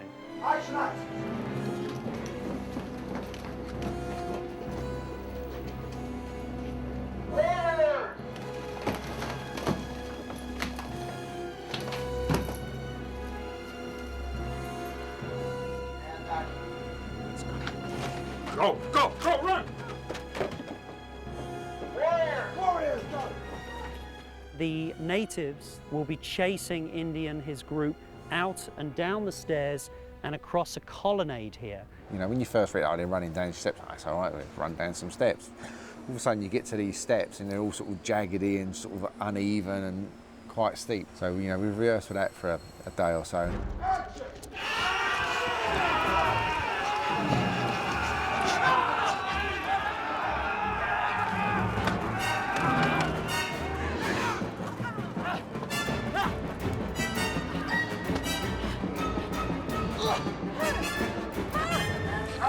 Once that's been completed, we'll remove that series of entrances from the top of this set, and it will begin a redress and become the top of the temple with the spiral staircase. At that point, the actors now will run in reverse through the colonnade and up the stairs. So it's kind of a bit of a jigsaw puzzle in terms of the scheduling, but we've made this enormous structure work for us in many different ways. And then as you can see, there's an enormous hole in the middle of the set here. You can probably make out these 4 doors. They're all going to be closed in on a sort of an obelisk structure, which will probably stretch a further 35 feet in the air from here, making this certainly one of the tallest sets I've ever worked on. Action! And the theory of it is once you remove the plugs, the sand drains out and it drops a counterweight. When the counterweight drops, it allows these big arms to fold up and fall down. As the arms come down, that allows the floor to open up and reveals the staircase below. 1, 2, 3! So that basically was a practical set. And if you think about the weights, I mean, we had arms that are 20, 30,000 pounds that you're lifting up to drop down in this hole with your actors there. It looked really good. And cut, good! I was so impressed with Dan Sudik's work when I hired him to do War of the Worlds that I asked him to do Indiana Jones and the Kingdom of the Crystal Skull. And Guy Dias had come up with a couple of interesting booby traps. Go! So Dan and Guy had to work as collaborators between physical effects and set design. You know, we knew we needed 20,000 pounds of sand per take. So we tested a lot of different sands and products that look good and still would do what we're trying to do in the gag. Harrison! Listen! Hear that? It's not over! Cut, very nice. Here on this stage, we're dealing with a rather complicated set. It's actually broken into 2. It's the disappearing staircase set. There's a circular staircase, and we find ourselves there as the steps are disappearing. It was wild to be in it, and there behind Harrison, and running down the stairs, and things are retracting, and that was so Indy. 2, 1, go! The steps do retract in at quite a fast rate, so we've had to build quite a substantial rig on the top, which they're all on cables, they start running down, the steps start retracting. So the idea is that Indy and his group have to run down the stairs before all the stairs completely retract. If they don't make it, they'll end up like the Spanish conquistadors behind me here in their heavy armor that were too heavy to run down the stairs fast enough and end up spiked on these huge stone spikes. When I said, that's a great idea, let's put that in the script, I had no idea what I was getting myself in for. The outskirts of the column have different sleeves of pure steel and a whole wire system of steel wire that has to pull these stone steps slowly into the wall. The stairs were quite large. The stairs were 20-foot stairs, and I think they weighed about 3,000 pounds each. And all of those stairs were on tracks and cables and pistons, and they would all retract as one. Go, go, go, go! We've got cameras on cables moving up and down and around, following them, behind them, in front of them, above them, below them. So it is quite a challenging set, this one. Hey, Mark.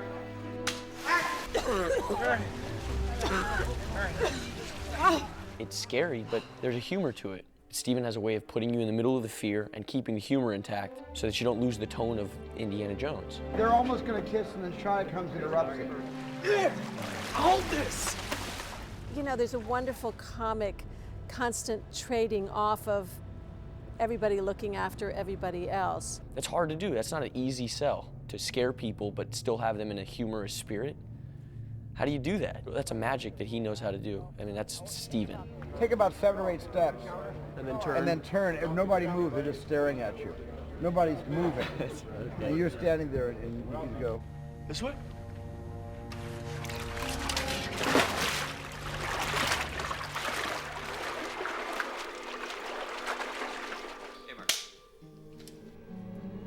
Action. In our storyline, the idea is that our heroes make their way down the stairs and basically stand in awe of the incredible Aladdin's cave that they found, which basically has artifacts from all the ancient civilizations. Greek, Roman, Egyptian, everything's here. Artifacts from every era of early history. You know, there's a lot of movement in the set. This place is the mother lode. I think what most people don't realize is that wherever the camera is, everything has to be moved out of the way of it. So like in a set like the Antechamber, it was just moved over and over and over. And then every time the camera turns around and sees back, then you have to put it back the same way that it was. So it's a huge amount of juggling. The other day we shot a door that we were able to open through a combination of our ingenuity and the psychic powers of the crystal skull. But the door was one of the most amazing things I've seen. Watch the door. A stone arrow descended into 2 cylinders and pushed them apart to where they rolled off the edge, and 2 giant arms came down like this, and the door began to open in sections. And it is incredible.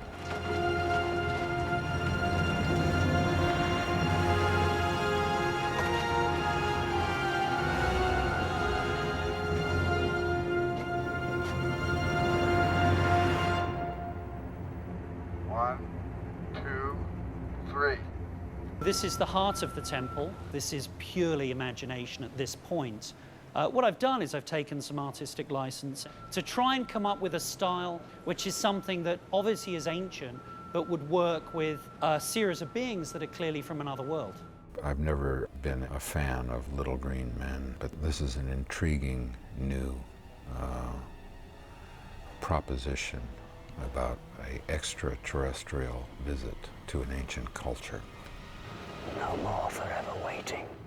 Well, this set has taken an extremely long time simply because of the remarkable level of detail that the sculptors have given us. The little tiles, sort of hieroglyphs, each one of those actually symbolized a piece of a story. And I believe there are about 4,000 of those tiles in this set. And one of the sort of tongue-in-cheek things that we did was we actually made a couple of tiles, one of E.T. and the other of R2-D2 and C-3PO, really as part of a tradition in these Indiana Jones films. I think Norman Reynolds and his team had put in Raiders of the Lost Ark some little images of R2-D2 in the famous snake pit that everybody loves, that famous scene. So I kind of felt I had to do something similar, just to keep that tradition going, To see these things they have managed to come up with, and how engaging, how interesting it is visually. It's a great element in the film overall. Scott. Action. I've got a bad feeling about this. These are always those kind of amazing things where this incredible climactic scene in the film is something that you're kind of acting without ever really knowing what it's going to look like. What the hell is that? A portal! A pathway! I don't think we want to go that way. As the set is falling apart, of course, we couldn't destroy the set because it was just too complicated. So we shot a large portion of this particular scene on the blue screen with interactive lighting, where we had lights on special rigs that would allow the lights to spin and move in the circle. So all that was to create the sense of the world falling apart.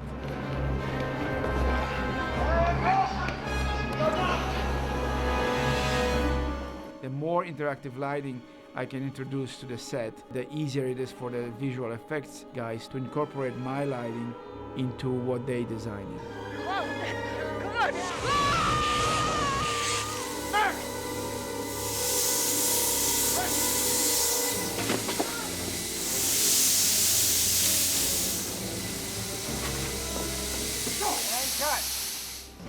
Here we're looking at, just around this corner, a staircase that will become what we call the generator room. The design of this, as we'll see in the concept art, actually shows a series of stone turbine wheels all the way up on either side.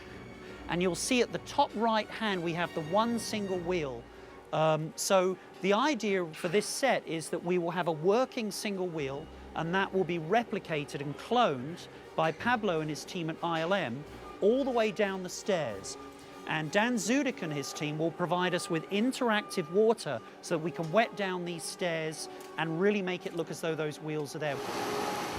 It would drop basically 10,000 gallons per minute of water down onto the wheels, and they actually spun by the water hitting them.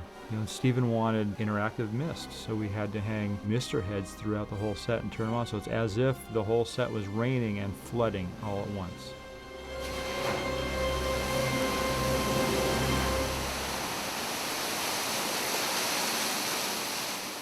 We have 3 more days to go, and then we've done the movie. It's been a great trip. And my first job as assist director was Indiana Jones and the Last Crusade. And that's when I first got my union card as an AD in England, working for David Tomlin, who was one of the great ADs. And now I find myself, you know, as the first AD on Indiana Jones and the Kingdom of the Crystal Skull. So for me, it's a very emotional kind of feeling and, you know, fulfillment of my career to be working on this movie with Steven. That's fine. Okay, perfect. That's the word will come up. Thank you. I think the climax of the movie was an amazing adventure for us to put together. It was really a sequence that involved so many elements and so many sets and so many people and so many different places. That's really one of the biggest, if not the biggest, sequence I've ever been involved in. Stop! Right! Stop! Stop! Stop!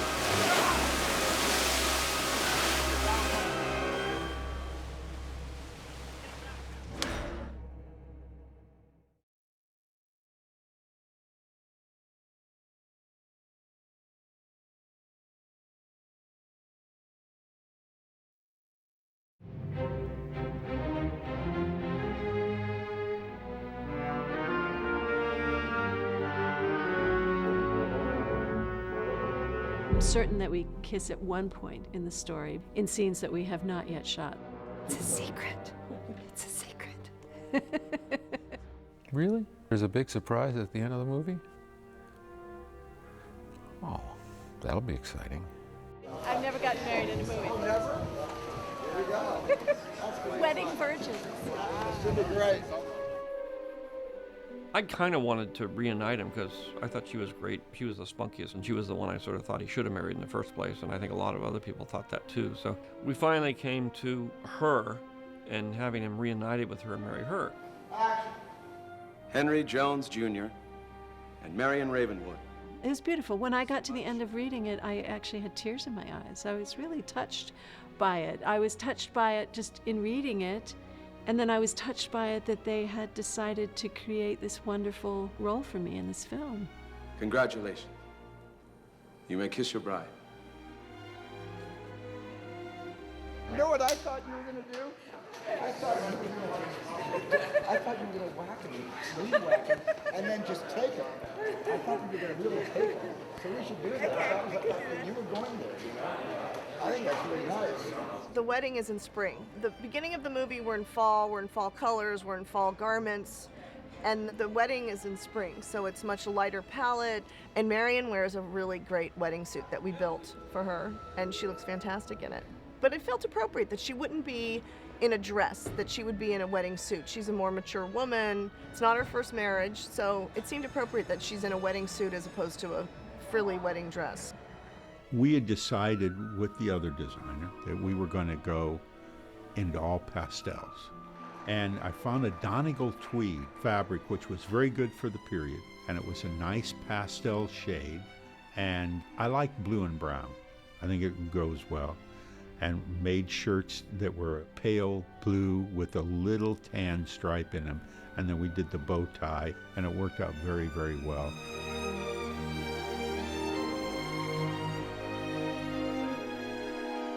I thought that was a great end. Didn't you think that was great? And the little hat deal that they did, and Harrison, puts it on his head. That's what makes movies. That's what makes really good movies.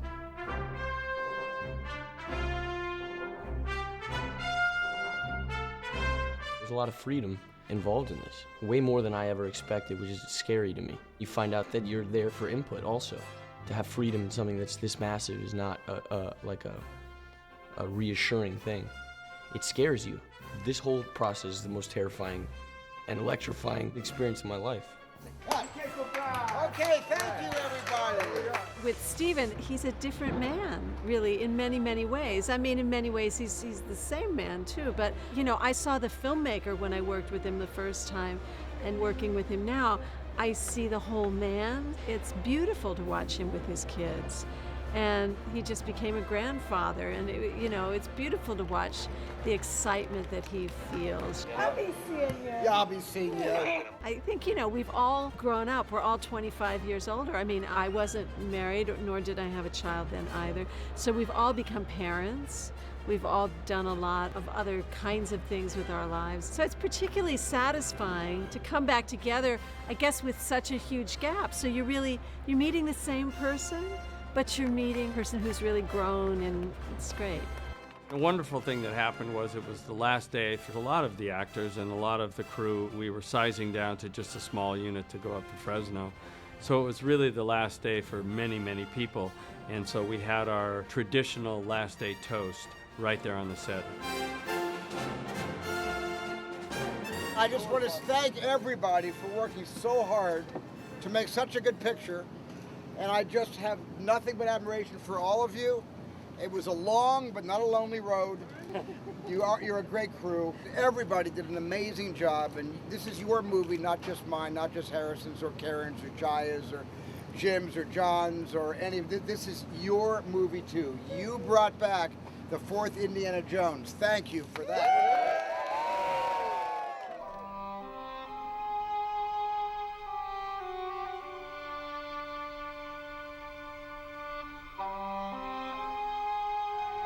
Sean, go. Bicycle, go. We found a series of airfields in Fresno, quite fortunately, that are a stone's throw from each other, where we can literally move from one airfield to the other, shooting not only Bradford as the sort of Connecticut airport where they leave, but also Mexico City, where of course they would have to change to then embark on a journey to Nazca. So we'll see two aircraft, a classic DC-3, and then a plane. Actually, at the moment, we're waiting for Harrison Ford himself to decide what that plane should be. He's kind of an aviation expert, has planes himself. I'm kind of happy that he's getting involved with it, actually, because he's got great taste. Well, I was involved peripherally in the choices of the airplanes, which transport Indy and Mutt to the various places where our adventure takes place. You know, the red line on the map that shows our progress. And I found that the airplane that they were planning on using seemed not to be the right one. And so I brought it up, and everyone was interested. I think we've sorted it out and got the right airplanes now.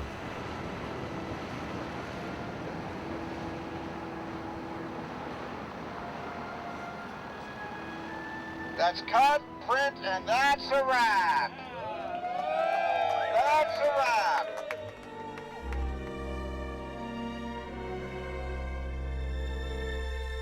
I guess that's it. It's over. We're finished. That's a wrap.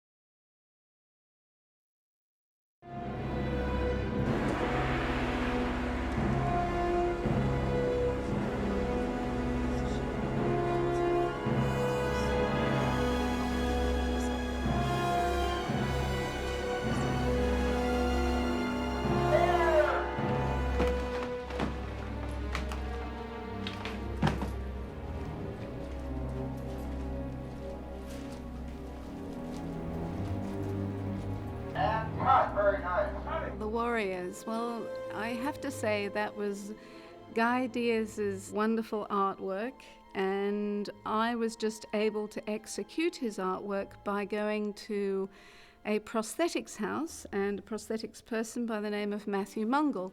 I gave him the designs, and he made encapsulated keloids for us, and by golly, it was hard work. We got a really fabulous team of 26 makeup artists together who came in, and I had 2 makeup artists working on each warrior who came in and applied all the keloids and applied all the ears, and they did a mighty job, and they really looked fantastic, and I was very, very pleased. With the warriors, we started off very early in the morning. I mean, these people were such wonderful troopers, and of course, so were the guys who were the warriors. I previously asked them to actually shave their bodies so they didn't have any hair. And that morning they came into the hair department and they had their heads shaved, and then they came to us, and the process started of lying them down. Okay, so now put this on right there. They started off by putting the chest emblems on, and then going to the rib area, and then on their backs and on their arms, and then on their heads. Because we actually had a test of this in pre-production, and Steven signed off on it, Kenny Diaz and myself did the warrior together to show him what they would look like. We actually did a lot of shading on their faces to bring out their features around their eyes. We dirtied their bodies up because, of course, they would never be clean running around in the areas that they were. We, of course, colored their teeth. I actually sat up at night time mixing tinted makeup colors into spirit gum so that it could be put on their teeth, and then I went and got cake decorating colors and mixed those together so that we could stain their lips and the inside of their mouths so that that would last. 2, 3, 4. It was very exhausting, it was very time consuming, but it was so worth it to go through what we went through and all these steps to get to them where they were. Done, More baby. steps, Done deal. it's a done deal. It was a very interesting process, but it had its steps, but it had to work that way. And then once these guys had been done this way, they had to go back and have their hair pieces on, and then they had to come back to makeup and have the keloids reapplied to their heads. We had to not only shave all their heads, but then their hair pieces had to be glued on and secured. And then some of them had tattooed heads around the hair pieces as well. So to get them completely ready, it took about 5 to 6 hours between hair and makeup and wardrobe. And that was with 2 people working on them at a time. So it was very, very, very hard work.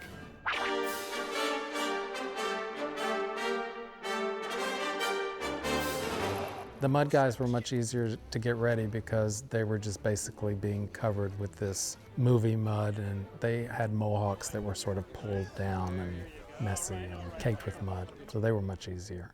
The other warriors, who we call the Mud Warriors, which again was Guy's creation, it's just he gave us some fabulous soil samples and colors of the sets of which he was doing so that I would know which color spectrum I could go into to make up the mud, which of course was made out of non-toxic clay. So if you could have seen, I think myself in particular, with a cement mixer and choosing all these non-toxic clays and then mixing them together to getting the right color so that 30 people could be absolutely covered from top to toe.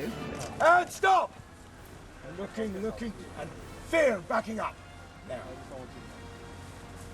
And I must admit, Mary Zofries was very wonderful, and her team. They came in with all these wonderful, what I would call ear bobs, nuts which had been cut in half, and we stuck those into prosthetic ears so that they had the look of these wonderful big pieces in their ears. I really think that everybody did such a magnificent job all around. They really did. I'm very, very proud of them.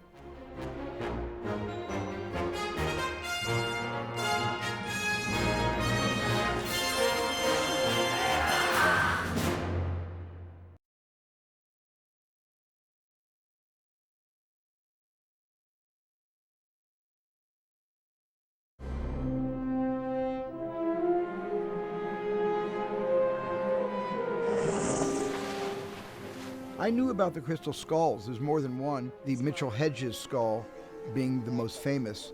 It's impossible to date them. And the way they were made sort of defies the physical science because it's crystal, which is kind of carved against the grain, which in most instances would shatter and splinter the crystal. So inherently, the way these were manufactured is very mysterious, maybe even a little bit toward the paranormal. And there's a lot of legend about the skull, and that seemed to be perfect for Indiana Jones to go after to try to solve the mystery that he's been introduced to by the entrance of Mutt in our story. The crystal skull has been an object of speculation for a long, long time. There are a number of crystal skulls in existence. The greatest mystery is how they were made. Unbelievable. Using today's methods to attempt to do such a thing, to carve a crystal skull out of a single piece, have proved at this point fruitless. Nobody's been able to do anything like that. So there's a great speculation about how this was done, what technologies were involved, who the makers of the crystal skull are. The skull is supposed to have supernatural powers. A lot of people believe that aliens came here 5,000 years ago and helped begin civilization. And all the things that are in the movie, there is a belief system built around those that people that swear by it. And so it's actually very plausible. It's very realistic in that way. That's one of the things I really love about it, is that it's rooted in real life. Stan Winston, who has worked with Stephen many, many times, his team of guys here on the set have been just so professional and so brilliant. There's a wealth of knowledge and experience with those individuals that you really can't get anywhere else in the world. And having them on the team has been a real relief, particularly with our crystal skulls and crystal skeletons. They're exceptionally beautiful and functional and seem to possess all the character that Stephen wanted them to in his early descriptions. So I think they've done an amazing job.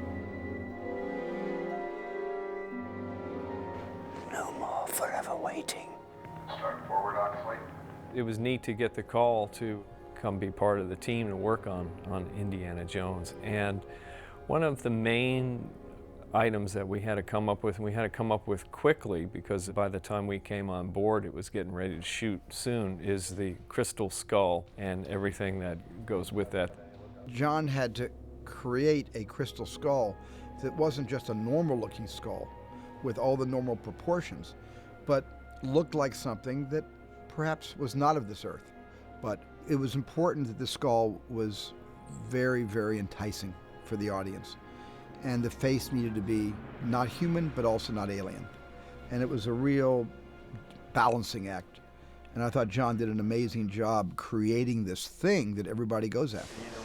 Either way it can be pulled out. We started by working with some of Guy's art department, drawing some production art. And then we actually took that, and there was another piece of artwork that got generated by ILM, which kind of showed the tone and texture of what the skull was to look like. But we actually sculpted it in the computer and did many different variations. And then our first meeting that we had with Stephen, Scott Patton and I, who's one of our key designers, we went down and showed Stephen all of the different skull designs, and he enjoyed seeing them in that kind of a presentation. We had different ones on a page, and then he kind of keyed in on a couple that he liked. And then we also had brought the program with us so that we opened it up, and then you can move around in the program and see the skeleton from all different angles. And then Stephen said, well, what if you didn't have a nose, and what if the eyes were, you know, a little different? And so then we did it right there on the fly with Stephen, and it was fun. We created it sort of right there on the spot, and then had it rapid prototyped out, and then started producing the skulls. Wanted you to see before we install. They're just great. They're going to dust them down, of course, right? Sure. No, this isn't even, this was just in our shop. From a technical standpoint, the crystal skull was tough because to make these actually out of glass or crystal, it was going to be an extremely lengthy process. It could take months to come up with the final product. So knew that was not going to be an alternative, and they'd be very fragile. So we ended up having to develop out a way to make them out of a water-clear urethane, which gave us a better turnaround time and gave more durability So there was a lot of experimentation that had to go into making these skulls and making sure that they would turn out air bubble free and a certain thickness. And so from a technical standpoint, it was challenging but also exciting. They actually ended up being cast hollow. They're only about that thick. They appear to be more solid because there's a little brain that was sculpted and created also out of crystal that goes inside of that.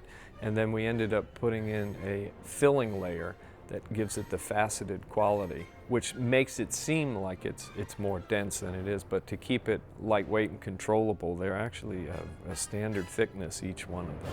The New Mexico specimen gave us hope. Unlike the others we'd found, its skeleton was pure crystal. There is also a smaller gray alien that we created for a couple of sequences. What the story is, which has become a legend, there's people that believe in it and people that don't believe in it, but there was supposed to be a crash, an alien spacecraft, and they pulled out the body of a small little gray alien, and it was taken back and there was a secret autopsy done on it. So what we were trying to do is be faithful to those descriptions and also add our own twist to making it seem organic and real. And we incorporated the sort of withered, burned skin, and Stephen wanted it to have a bit of that forensic quality, like it was a corpse, and then it had been semi-poorly preserved because of the technology of the day, and then it's opened up later, and that's what you get to look at. Should I carry it like that? And then when I get here, you turn it around like that. Exactly. The aliens that come towards the finale of the movie are 9 foot tall, so they're very different than the little 4-foot gray alien that's from the Roswell sequence. These are much larger and very long, slender, sort of elegant, and yeah, they're giants, 9 foot tall.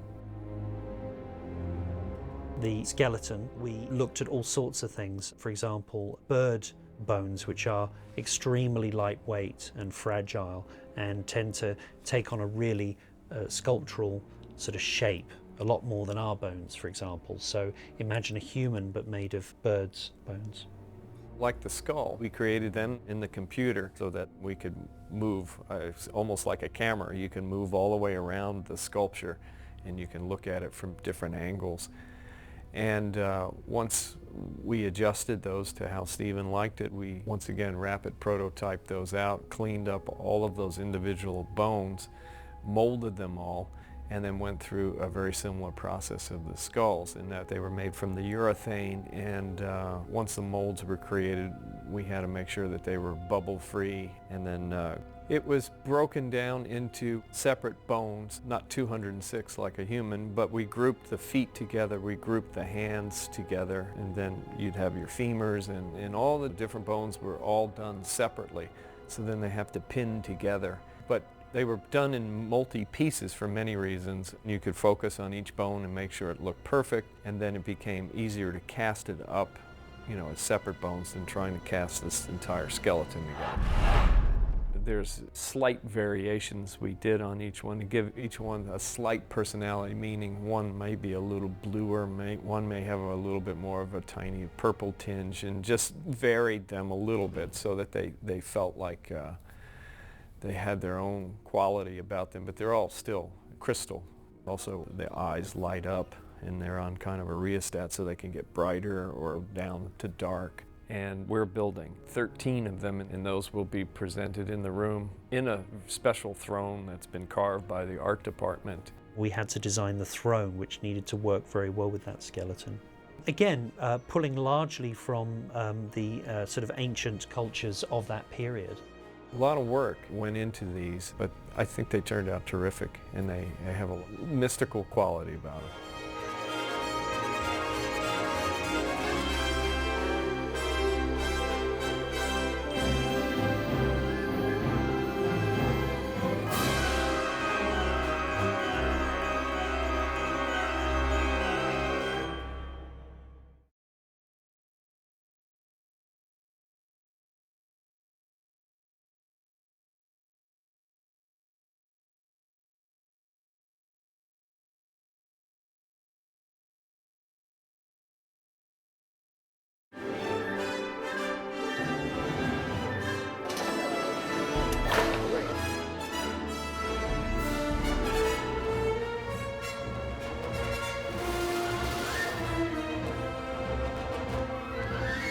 I always feel a little bit self-conscious when I'm talking about imagery from the series of movies that have become kind of iconic, like the hat and the leather jacket and the whip and the Ark of the Covenant, the Grail Cup, and now the Crystal Skull, which becomes sort of symbolic for how desperate we are as filmmakers and storytellers to reach into the imagination of what really has existed in history and even in mythology, and bring that to a modern day audience. I mean, that's really fun, but it also just increases our sort of warehouse of interesting items that people have come to identify with the whole series of Indiana Jones stories.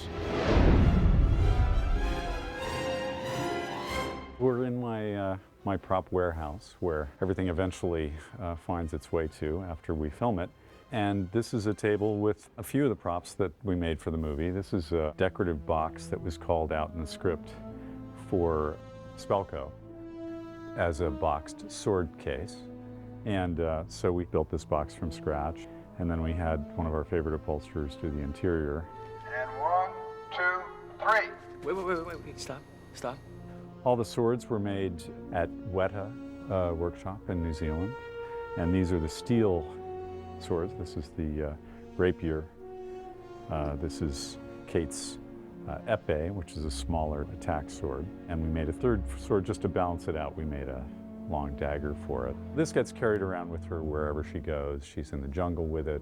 It travels in one of the jeeps. Mutt eventually comes across it when he's looking for some kind of weapon and pulls out the rapier, and that starts a whole sword fight with her.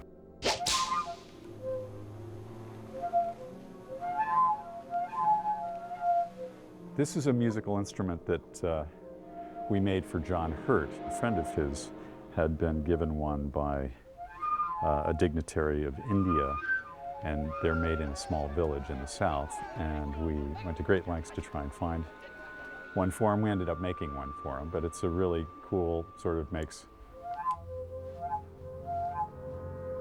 really interesting. But we took this out of a piece of bamboo and we painted it and engraved it and added the little, these are just little washers that actually give it the sound. There's a letter that Mutt receives from Marion, his mother, and in that letter is a page with a lost language and all sorts of imagery on it that Mutt is asked to find Indiana to see if he can help decipher it and come down and help him in Peru, help him escape. So this is a letter from her that we made. This is the accompanying page that comes with it. Here's the envelope that we made. We recreated all these stamps from the period from Peru. Set. Indiana eventually goes to his library and pulls out a series of books. We found a beautiful book and we recreated pages, and then I had a bookbinder insert them into the book. And so he opens it up, he starts to identify images in the letter and starts to decipher it, and eventually makes notations in a small book of his. He also pulls out another book off the bookshelf, which again we found Stephen chose all of these books. He just loved the exterior of these books. There's a clue about the Nazca lines. He's talking about the Nazca lines. So he goes to this book, and we've inserted these pages. Again, we had a graphic artist lay out the pages. We found some photographs. We touched those up in Photoshop, added them, distressed the pages, printed them on the same paper, and inserted them in the book. And then we did these illustrations of Akator and added those to the book with all of the text. So what we'll do is we'll push in, we'll be on a crane, I'll be able to see the lines really well, and then we do the dialogue. Here's some basic armor and weaponry accoutrement that were used in the movie. Spears, axes, blowpipes, some shovels, some tree trunks that Indy uses to smash over one of the Russians' heads. With all of the props and weaponry that are action-oriented, we always make a real one and a rubber one. And the rubber ones are used for dangerous situations with the actors, and we make, everything from shovels to spears to blowpipes out of real and rubber.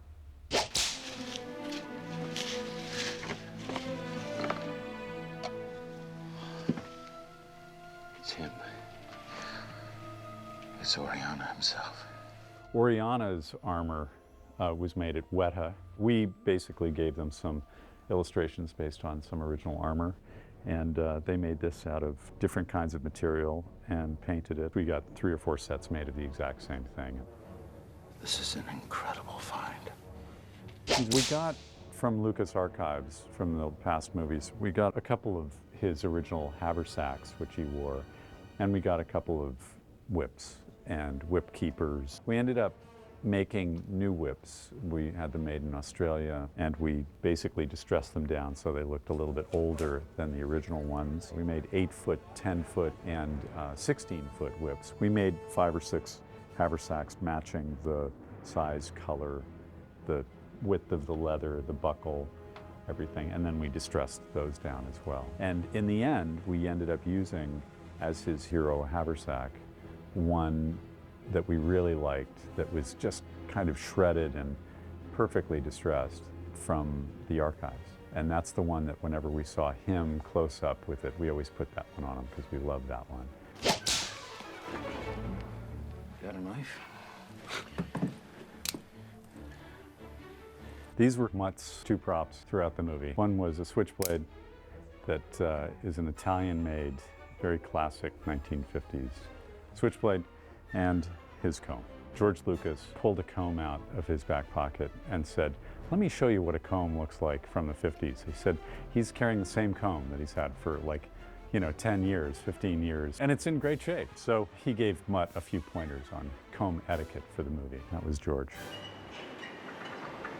Area 51, it's the big repository for the US government's secret stuff.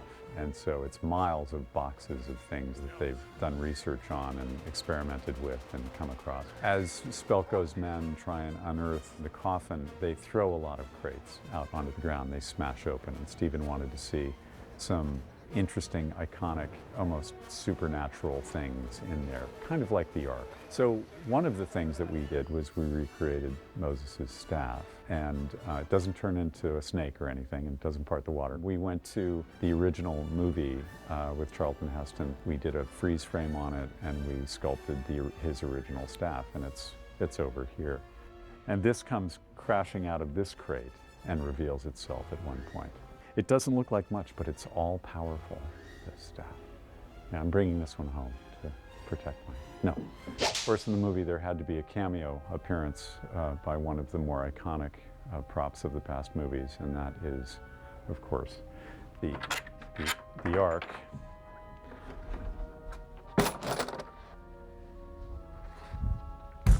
And this we brought down from Lucas Archives, and let me show you how it goes together.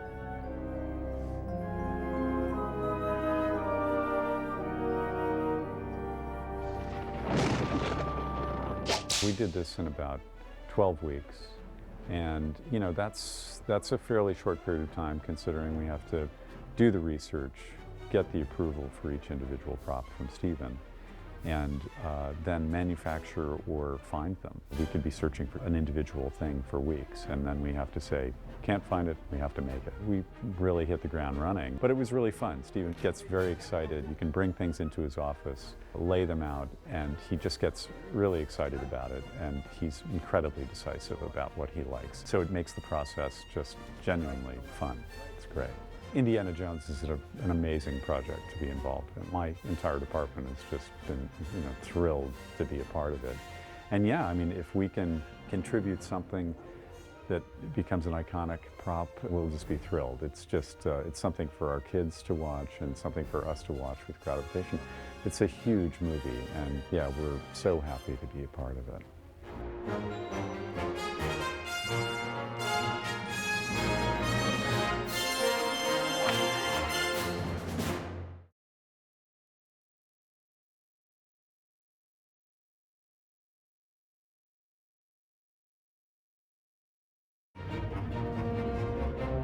On Raiders of the Lost Ark, I was a model maker.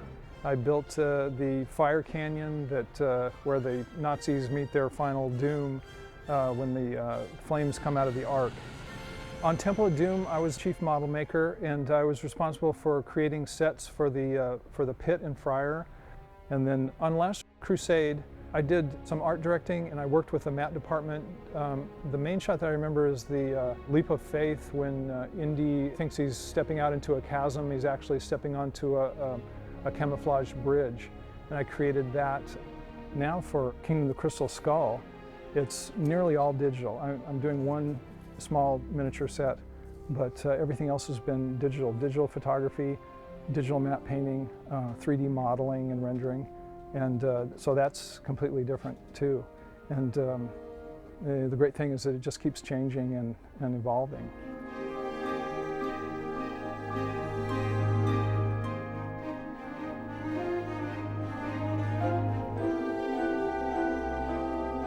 Well, one of the first things we got to do, which was the opening of the movie, is the sort of the famous dissolve from the Paramount logo into the sort of location that sort of sets the scene. And, you know, I mean, we first saw it as the animatic, and in the case of this film, it was a dissolve from the Paramount logo into a prairie dog mound, and the dirt breaks away, the prairie dog comes out, looks around, then jumps out the way as this vehicle comes and runs it over.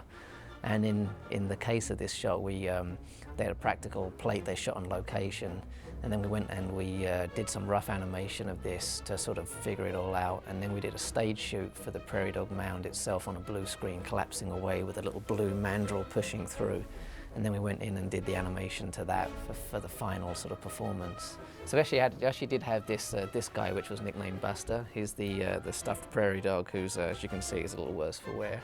And he's been, you know, he's been soaked and blow-dried and cleaned, but he sort of provided sort of reference as far as lighting and scale. So they would shoot this guy just to help the guys with the fur and all that kind of stuff. And that's what will sort of end up in the movie.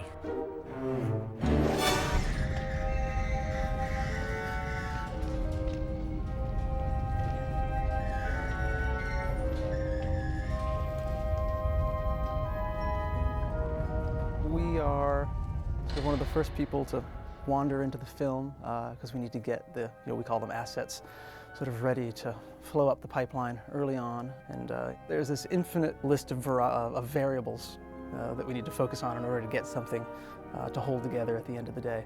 And photo reference is a big help, not only for texture, but for understanding how things put together and how they looked on the set. Once we've gathered sufficient reference so that we can start building these things, Model Making 101 really quickly is that forms in the computer are defined by lines and points, and you can move those points and you can add more points, and if you keep doing that for about 2 weeks, you get a car. Or in the case of this film, you keep moving those points around until you get dragon heads on top of stones with some vases. So after Dave or Dave's crew creates the shape in the computer, then it gets handed over to the paint department or the texture department as a gray box without all the wood and pictures on it. And so based on photo reference that are taken on set, it's the texture department's job to put not only the color on there, but how bumpy is this? Wood has a different surface quality than a metal table does, and things like that, whether it's super shiny chrome metal or painted car metal or things like that. And that's what we would apply to the models that the model department creates. When those items move down the pipeline and get put into a shot, they can be lit and have proper material qualities so they can fit right into a scene, and then the compositors do their magic. In the shot, the crate that they're looking for has special properties, and again, those special properties are not ones that you can establish in the physical world. So it falls on us to create that. First, the first things that you get is we start with nothing there, and then we tilt up, and we have the box, and as you can tell in this area, the set ends. So we flesh out this environment, and the lights go miles and miles deep, and then we do treat it with haze. And then we have all of the special properties of the computer-generated chunks of stuff on the ground that are sort of wobbling along. And then the dog tags and gun straps, they all move sort of a magical, magnetic way. And then this is the final, where we've obviously done a lot to create this world that obviously can't be achieved in the real world. Again, compositing, that's our that's the bread and butter, is taking work from other departments and nudging a little further along to give it that sense of reality.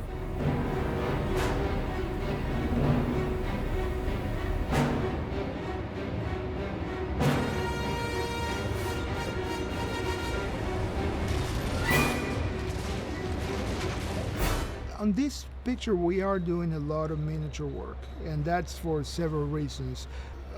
One of them being that Steven Spielberg is and George Lucas too, is very careful about how realistic the work that we do is. And to do certain things that have to do with pyrotechnics, nuclear explosions, things that need to have weight, we need to go the miniature route. And then complement that and supplement that with computer work. Kerner Optical, they develop all the miniatures that we use throughout the movie, whether they're actually blowing the miniatures up or they're actually just building something that then later gets photographed to be put into the shot later. We have an example here of one of the models they actually made for us. This was for the temple sequence at the end of the movie. We asked them to build this particular miniature. We had it built on a Lazy Susan so it could be rotated by one artist and then photographed by another one. And then they would get the lighting right to match into the actual shot. And then we would bring that work back here to ILM and then place it into the actual painting. We would also do a lot of close-up work as well for miscellaneous shots. So we would pull out some of the detail from the actual vines, some of the bricks as well, for placing later in the backgrounds. The plates were shot on location at Universal Studios, but it was about 2 stories tall and it needed to be about 6 stories tall. So we used the photographs that we collected from this particular miniature to extend the temple up another 4 stories. So here you can see the actual set as it was in Universal Studios. We have the blue screen back in the distance, and you can see that the actor's actually running onto the ground. So you know this set here isn't 6 stories tall. And then using the photographs that we got from the actual miniature at Kerner, shot in the right sort of lighting environment, we reprojected those photographs onto CG geometry and then place it into the shot and extend the actual temple. And obviously we put the mountain behind as well. And then later, smoke was integrated, and all the guys that were running out of the temple were rotoed out and placed over the actual extension at the bottom. To get all of that stuff moving and churning and keeping that energy moving right at camera, the best solution that Steven and Pablo decided was to do that in miniature. This is a rocker mortar filled with aluminum oxide. It's basically a giant shotgun blast, and there's the camera right there.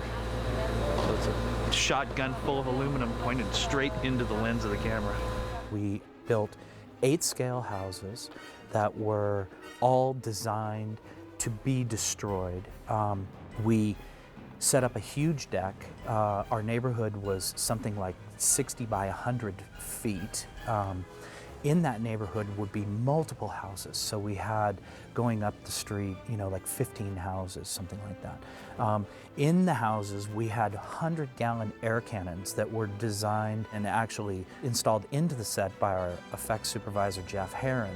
So the 100-gallon air cannons were providing a tremendous push with air. And along with some pyrotechnics and primer cord, we used big Volkswagen fans to keep the air moving and get a tremendous amount of push on this thing. So in the first shot, that's what happens. So we had to destroy the neighborhood in the first shot, and then we wiped the slate clean and we brought in a whole nother set of houses for the high angle, which destroyed even more houses at one time for the big master wide shot.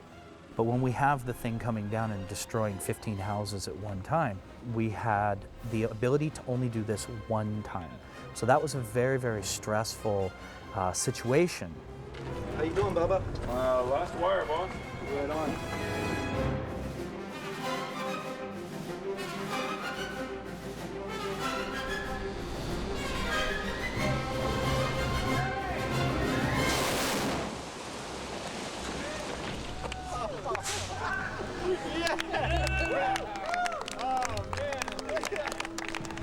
Oh no, it blew her arms off.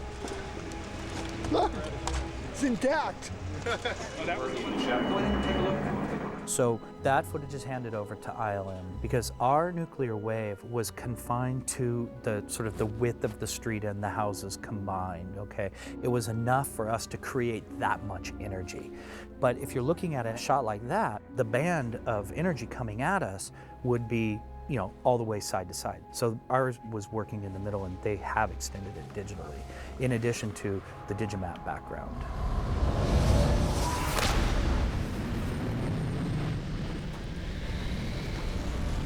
We were given an animatic that had placement, general size, and this is the plate that we received to work with. And we were told that the bare part of the screen was meant for the nuke, and we were left to match it with our realistic-looking bomb. And you can see we had to basically remove the sky, replace the sky, add quite a bit of debris and dust and flame to the ground, and of course the giant nuclear explosion.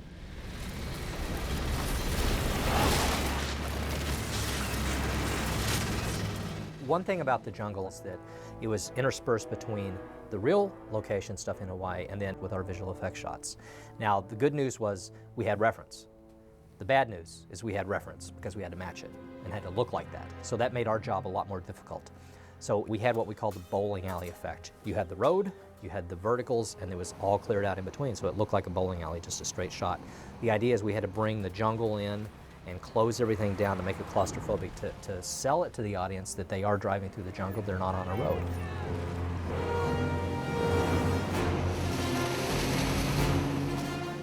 We've given the director the freedom to go on location and shoot in a safe environment, for him to actually get the atmosphere, the wind, the noise, the bugs in the air, everything that really tells the viewer that this is a real dangerous location, but then take it back to ILM and actually enhance and make it just a little bit more dangerous.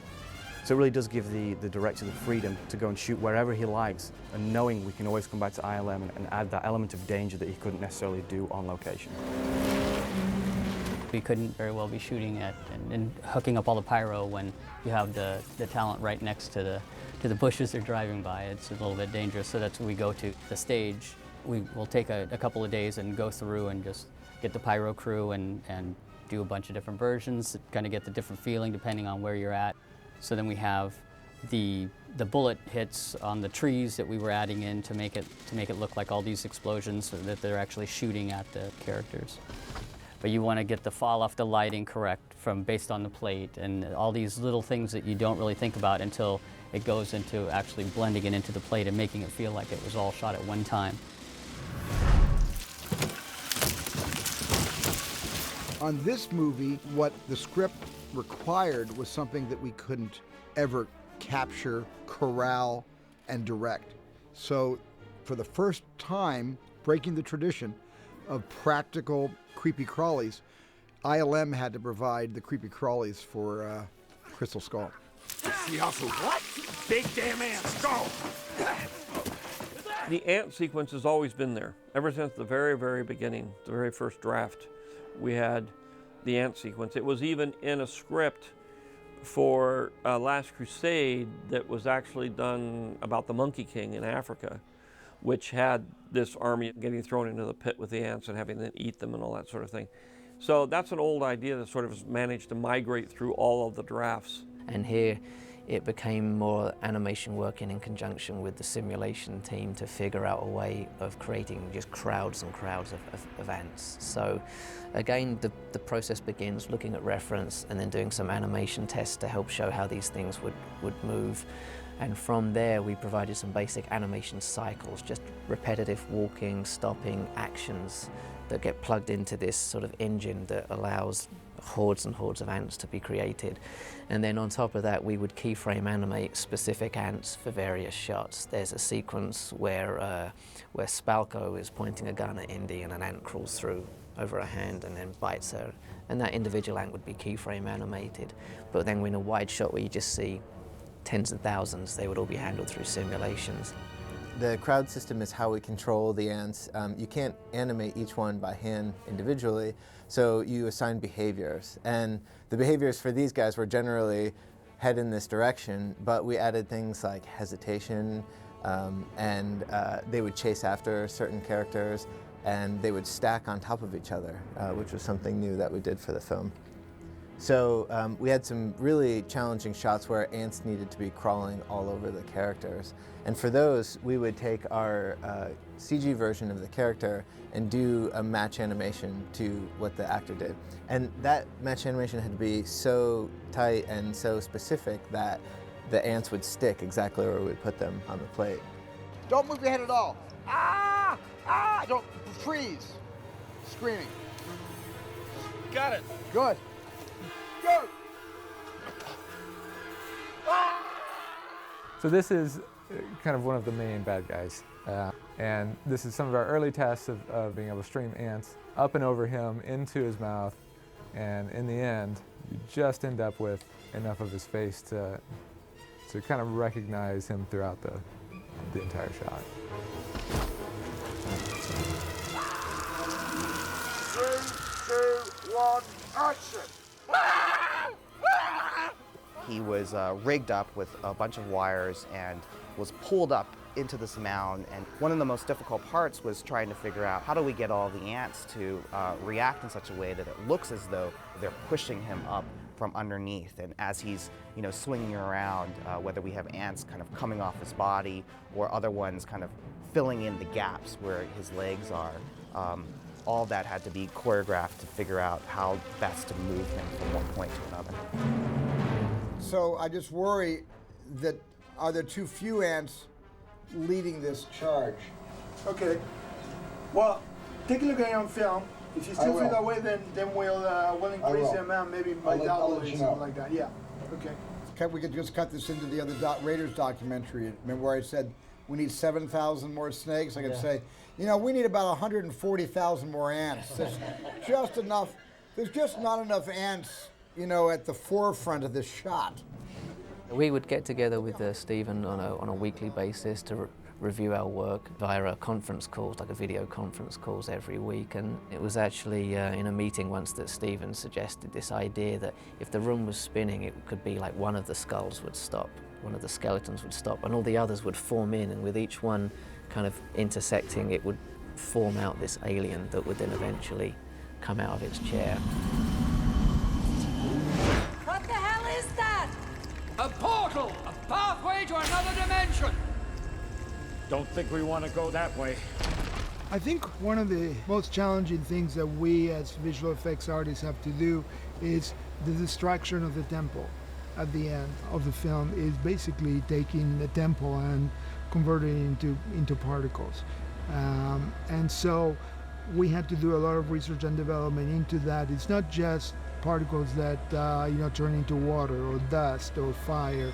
It's behaving in a specific way, and it has to be completely realistic. Particle simulation is basically a lot of tiny little pieces which have fields which are applied onto these little things. Say it's a rock, or say it's a bunch of debris, and basically we give we pass fields through these particles or these objects. Say it's like a hurricane force wind or a bunch of gravity, and the objects react in a certain way to start moving the way that we want it to. And in the case of this film, it's not enough that these things break apart as individual stones. The stones themselves have to break apart. So this all needs to be split up into tiny pieces. What we're looking at here is a small portion of the antechamber. And by the time you spread all that out and fill the room, we had about 8,000 individual parts in this one set, which included about 50 to 60 of the artifacts of the room and all the architectural detail. The largest set we built, the Temple Heart set, has 34,000 pieces. So we built a lot of bricks and covered them inside and out, all the way around. The script and the animatic had everything being sucked up into this hole, and at one point it was going to be like a black hole, and we thought it'd be a little more fun to make it functional, looking like it, something working in the ship. So we came up with this blender concept, and it looks we've been calling it the garbage disposal. And it basically inhales the entire throne room to get rid of that and reveal the ship. And the spaceship was the biggest design element that we had to tackle. We wanted to give it an Area 51 B-movies kind of 50s vibe, so that it had a kind of vintage feel. And here's our spaceship taking off. But yeah, it's a massive undertaking to fill in those blanks. Part of the crater is holding back this immense lake. And there's an event that causes the walls of this crater to crumble and the lake to burst through and then fill the crater valley and hide the temple and its remains beneath this lake. Usually, you know, if we're doing water, people will say if you do it under a certain scale, say like quarter scale or even sixth scale, after that it just doesn't look right, because water is water and you can't really change its physical properties obviously too much and how it reacts. But we built this model at 24th scale because in fact the cliffs were meant to be, you know, roughly 500 feet tall. And what we did was we just build sections of it to have the water action, the cliffs crumbling away. But one of the things that helped us on this was that the camera was actually very far away, about 100 feet away when we filmed it. So you never got a real close-up view of the water interacting with our set. But when it had to crumble apart, it had to have weight to it, and it had to be able to somewhat withstand the force of the water long enough, at least for all the water to break up. But CG was then going to put it all together in a big giant matte painting. So what you actually see in the movie is much larger than what we built. You know, a lot of the work that we're doing is groundbreaking, you know, particle simulation work that couldn't be done 2 years ago. And it's all this effort, you know, great team effort that we've been working on for the last couple of years. You know, like I said before, I mean, I never stress when I do a project like this, because I always know that the kind of people that we work with over here at LM are great, and they're funny, enjoy to work with. You know, every morning I you know, get up just to come to Dailies just to take a look at the stuff that we do. You know. Excellent. Well, this is all fabulous. Thank you. This is fantastic stuff. Okay, good. Thank you. Thanks. Great. Thank you. Bye. Okay, let's go downstairs and look at this.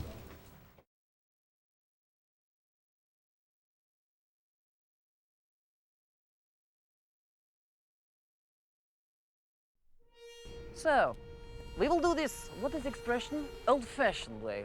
In keeping with our desire to make the movie as close to the other three as possible, Steven stayed on film for the entire process. In other words, we did not shoot digitally, and we did not edit digitally. We edited on film, which is very unusual today. By the time we're a week finished with shooting, Steven will have the movie cut, and I'm always amazed at just how fast Michael is. He doesn't need to be cutting electronically because he's as fast as anybody cutting on Avid. I think I'd cover my ears if I were you.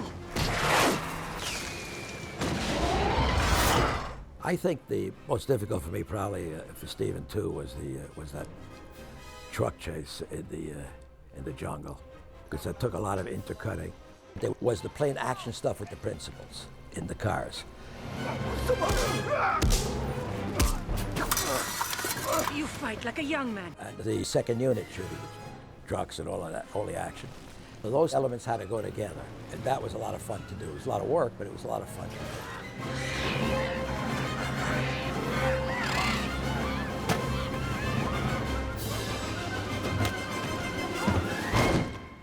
We had several members of the creative team back from the first three movies, and certainly one of the most important was Ben Burtt, who was the sound designer and had worked on all three movies. Ben has such a good ear for this. And Ben's been doing Star Wars pictures, he's been working at Pixar. I mean, he does stuff that defies the imagination.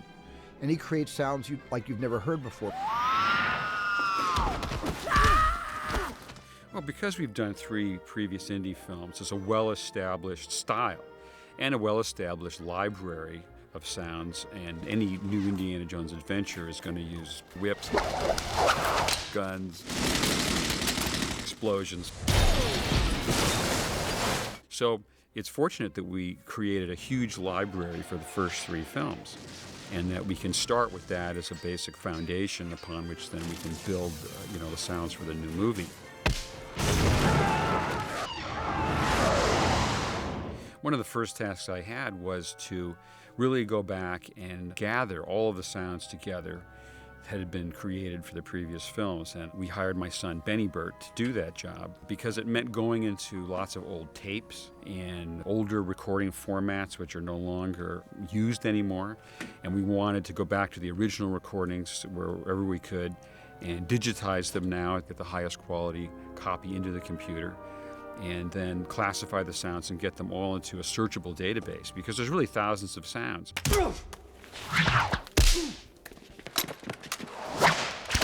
The whip in the current film, much of it is taken from our original whip recordings, but we also actually did some new recordings as well. Get on, Krabs!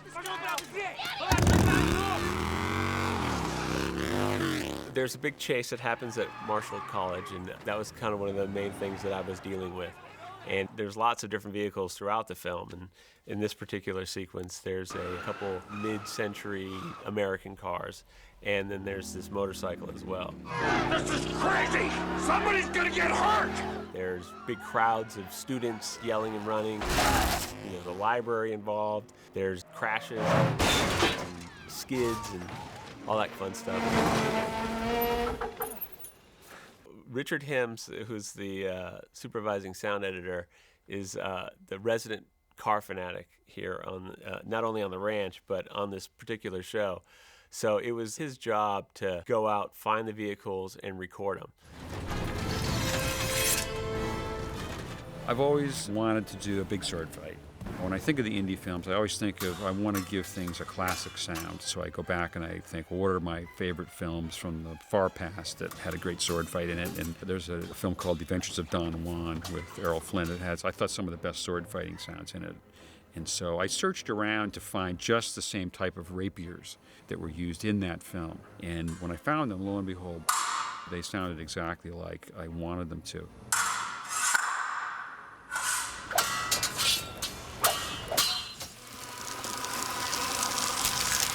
The ants flowing across the ground is pretty much some sounds my son and I recorded pouring some corn feed that is used to feed the animals. We made a really good, steady, flowing sound, which we use for the ants in motion. To that, you add a layer of constantly crunching eggshells, just in your, in your hand, just crunch, crunch, crunch. And then on top of that, you add some human vocals that have been sped up, and some of them are run backwards, so that you get just a tiny sense of them being alive. And I think adjusting the amounts of each one of these elements can create this attack of the ants. There's been a conscious choice to create the supernatural sounds as if maybe they were created for movies back in the 1950s. And that's my department, because those are the films that I saw as a kid. And I've tried to derive a style from those old movies, create new sounds in an old style.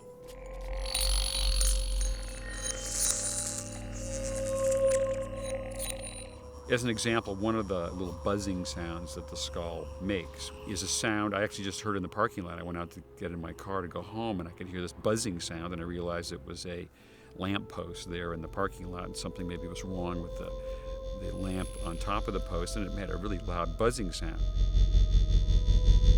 So I thought, that's interesting. So I had my recorder in the car, so I just recorded that sound right on the spot, and have found a lot of use for that bad electrical lamppost sound as a prime element in the skulls themselves. Indy, the eyes.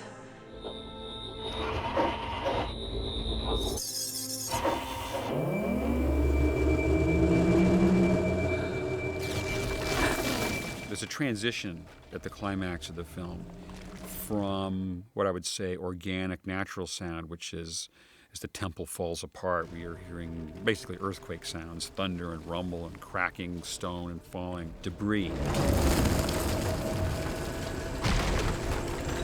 But as that happens, it reveals an unusual, very high-tech, somewhat alien environment, the interior of a giant device, a travel machine or something of this nature. And so the transition goes from natural, organic sounds to a very electronic sound.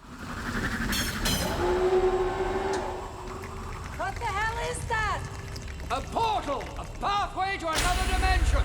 There's a history of Indiana Jones, and we're trying to stay true to the history of it because it's such a great franchise. And I think the main goal is to keep with that spirit and keep it fresh, keep it new, but always have the link back to the earlier films. You're a teacher? Part-time. Talk about iconography. What really gives Harrison a lot of his esprit de corps is John Williams with that theme that he came up with. And Indiana Jones cannot exist without that theme. And of course, that theme would be nothing without Indiana Jones. Jonesy! So in the making of this picture, you'd hear the cast and crew whistling or humming this theme. The initial presentations in the first film, if I'm at all right, were probably not march-like, but more heroic in the sense of energizing the character and creating a melody associated with Harrison's character. I think the emergence of it as a march was probably at the end of the process, where I had to write an end credit for the film, and the theme seemed to lend itself to a kind of march presentation.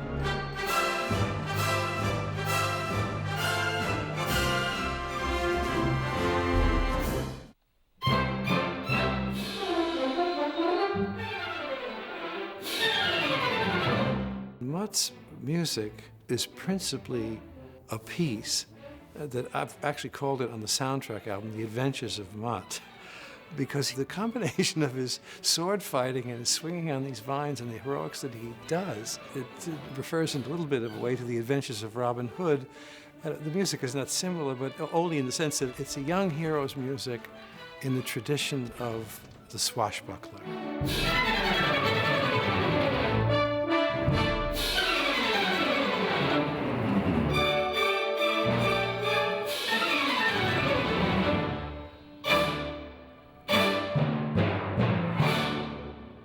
I think the reappearance of Marion in the film is a stroke of wonder, and I think some of the warmest scenes have to do with Karen's portrayal of Marion. Oh, Marion, you had to go and get yourself kidnapped.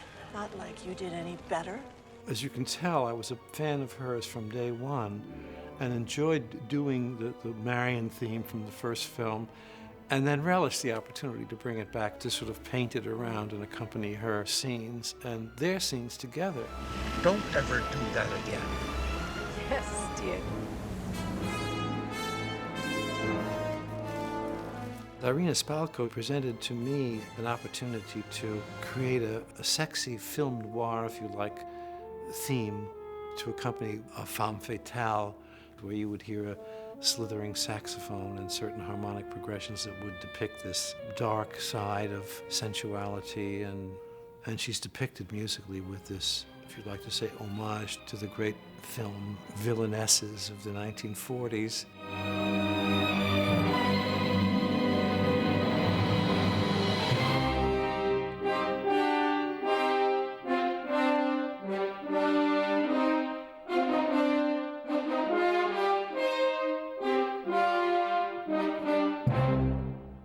It's really beautiful. She's not supposed to be sexy, but she is to me. Oh, yeah. Well, I think she'll be to a lot of men in black.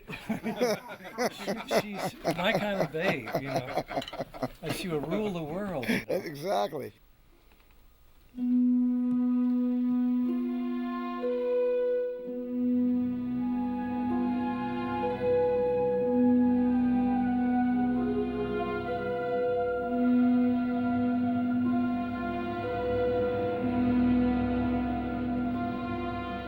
The Crystal Skull, certainly for its various appearances on the film, needed to have some musical identification.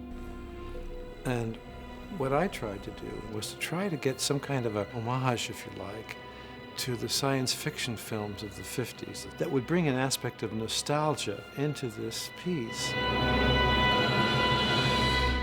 I want to just tell you that not only are you a blessing, but you're the only guy I know, that, except for one guy, who deserves to wear this.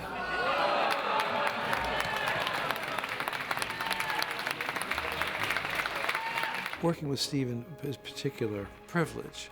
And we come back to the series with the original team after 28 years. When you think about it, it's a remarkable thing. And this film is a very good illustration of that kind of very unique bringing together of people and collaboration and having it work so well after so many years.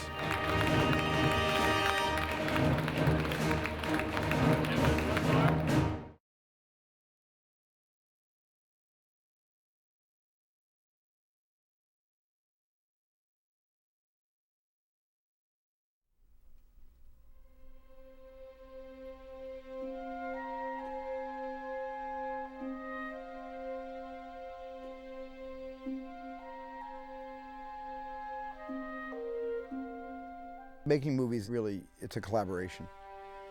It's like an army traveling, in this particular case, going to airports and going to different countries and getting set up and then leaving again, going to some other countries. So we travel a lot and we don't do it alone. This is really a collaborative medium, especially an Indiana Jones film needs the best of the best in every department to throw in their ideas. And I was fortunate to have great people on the fourth Indiana Jones adventure.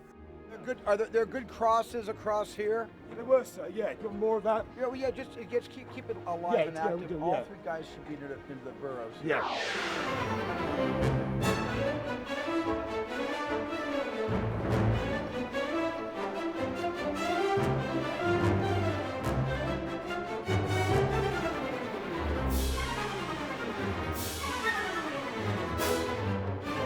Very good. And then this one.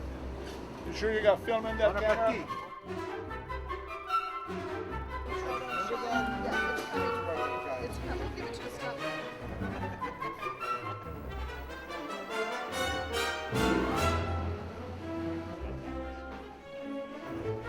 Oh, that's great.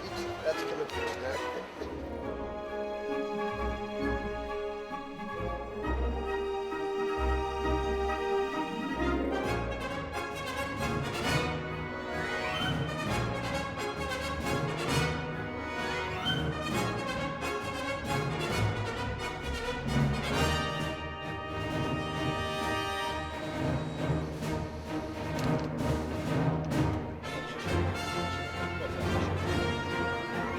Go right to the show. The guy's running in, crane up. It's like this. Bring up faster.